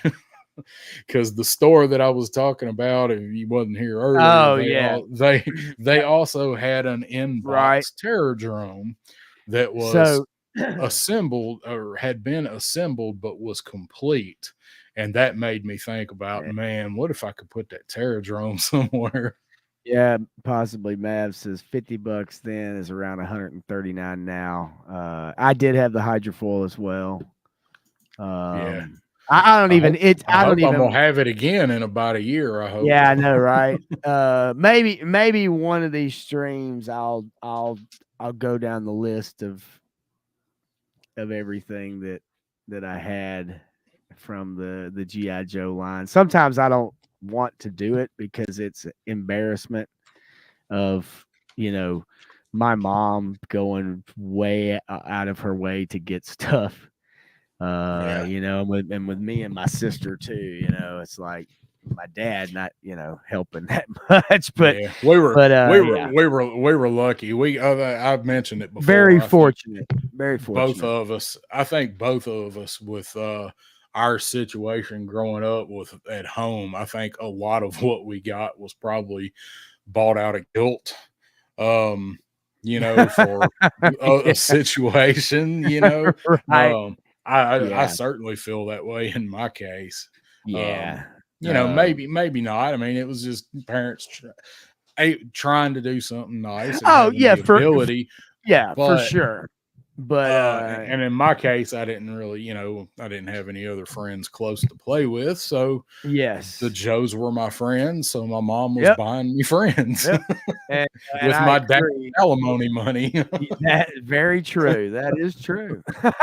Loki Wartooth layaway was the bomb for sure. I would not say we were poor per se, but I know that my dad.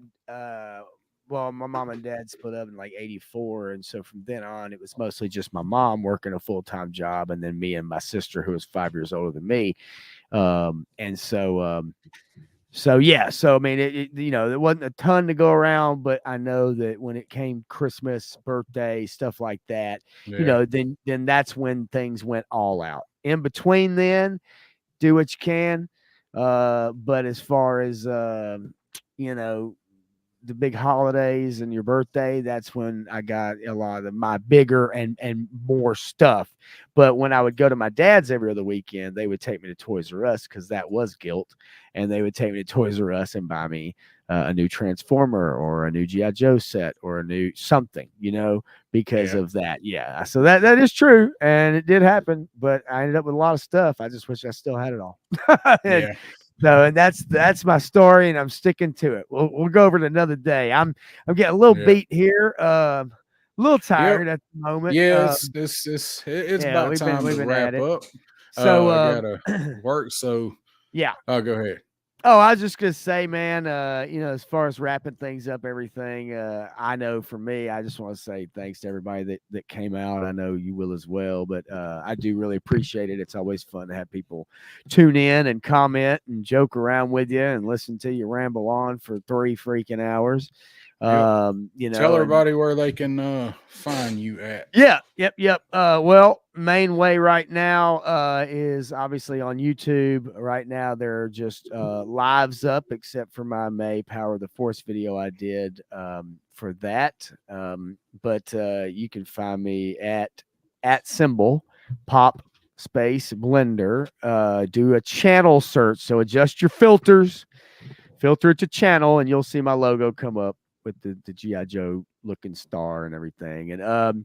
And you can find me there. I am going to start up an Instagram. And like I said, I'll be doing some shorter, regular content coming up here this weekend. And then next Friday, I'll probably start my first daytime live stream. But I've got next Tuesday with Matthew Matson again. So we've got that show going. And so that's it. That's where you can find me for now. And as I add some more social media to the game, I will fill everybody in there. Word. And I'm going to be what I'm going to be doing this weekend entirely depends on what the weather does, since I kind of got screwed out of what I was originally going to do during my vacation days last week because it rained, and now it looks like it's going to rain this weekend. I need to go mow some grass at my camper, and I have not been able to get down there yet. So there's no way I'm going to be able to do it when it's wet. So I don't know what I'm going to do this weekend. Nashville Comic-Con is this weekend. I was going to get in touch with you and see what your schedule was like, see if you maybe wanted to go. I went last year and it was pretty lame, actually. I went to meet Sergeant Slaughter last year was the main reason I wanted to go.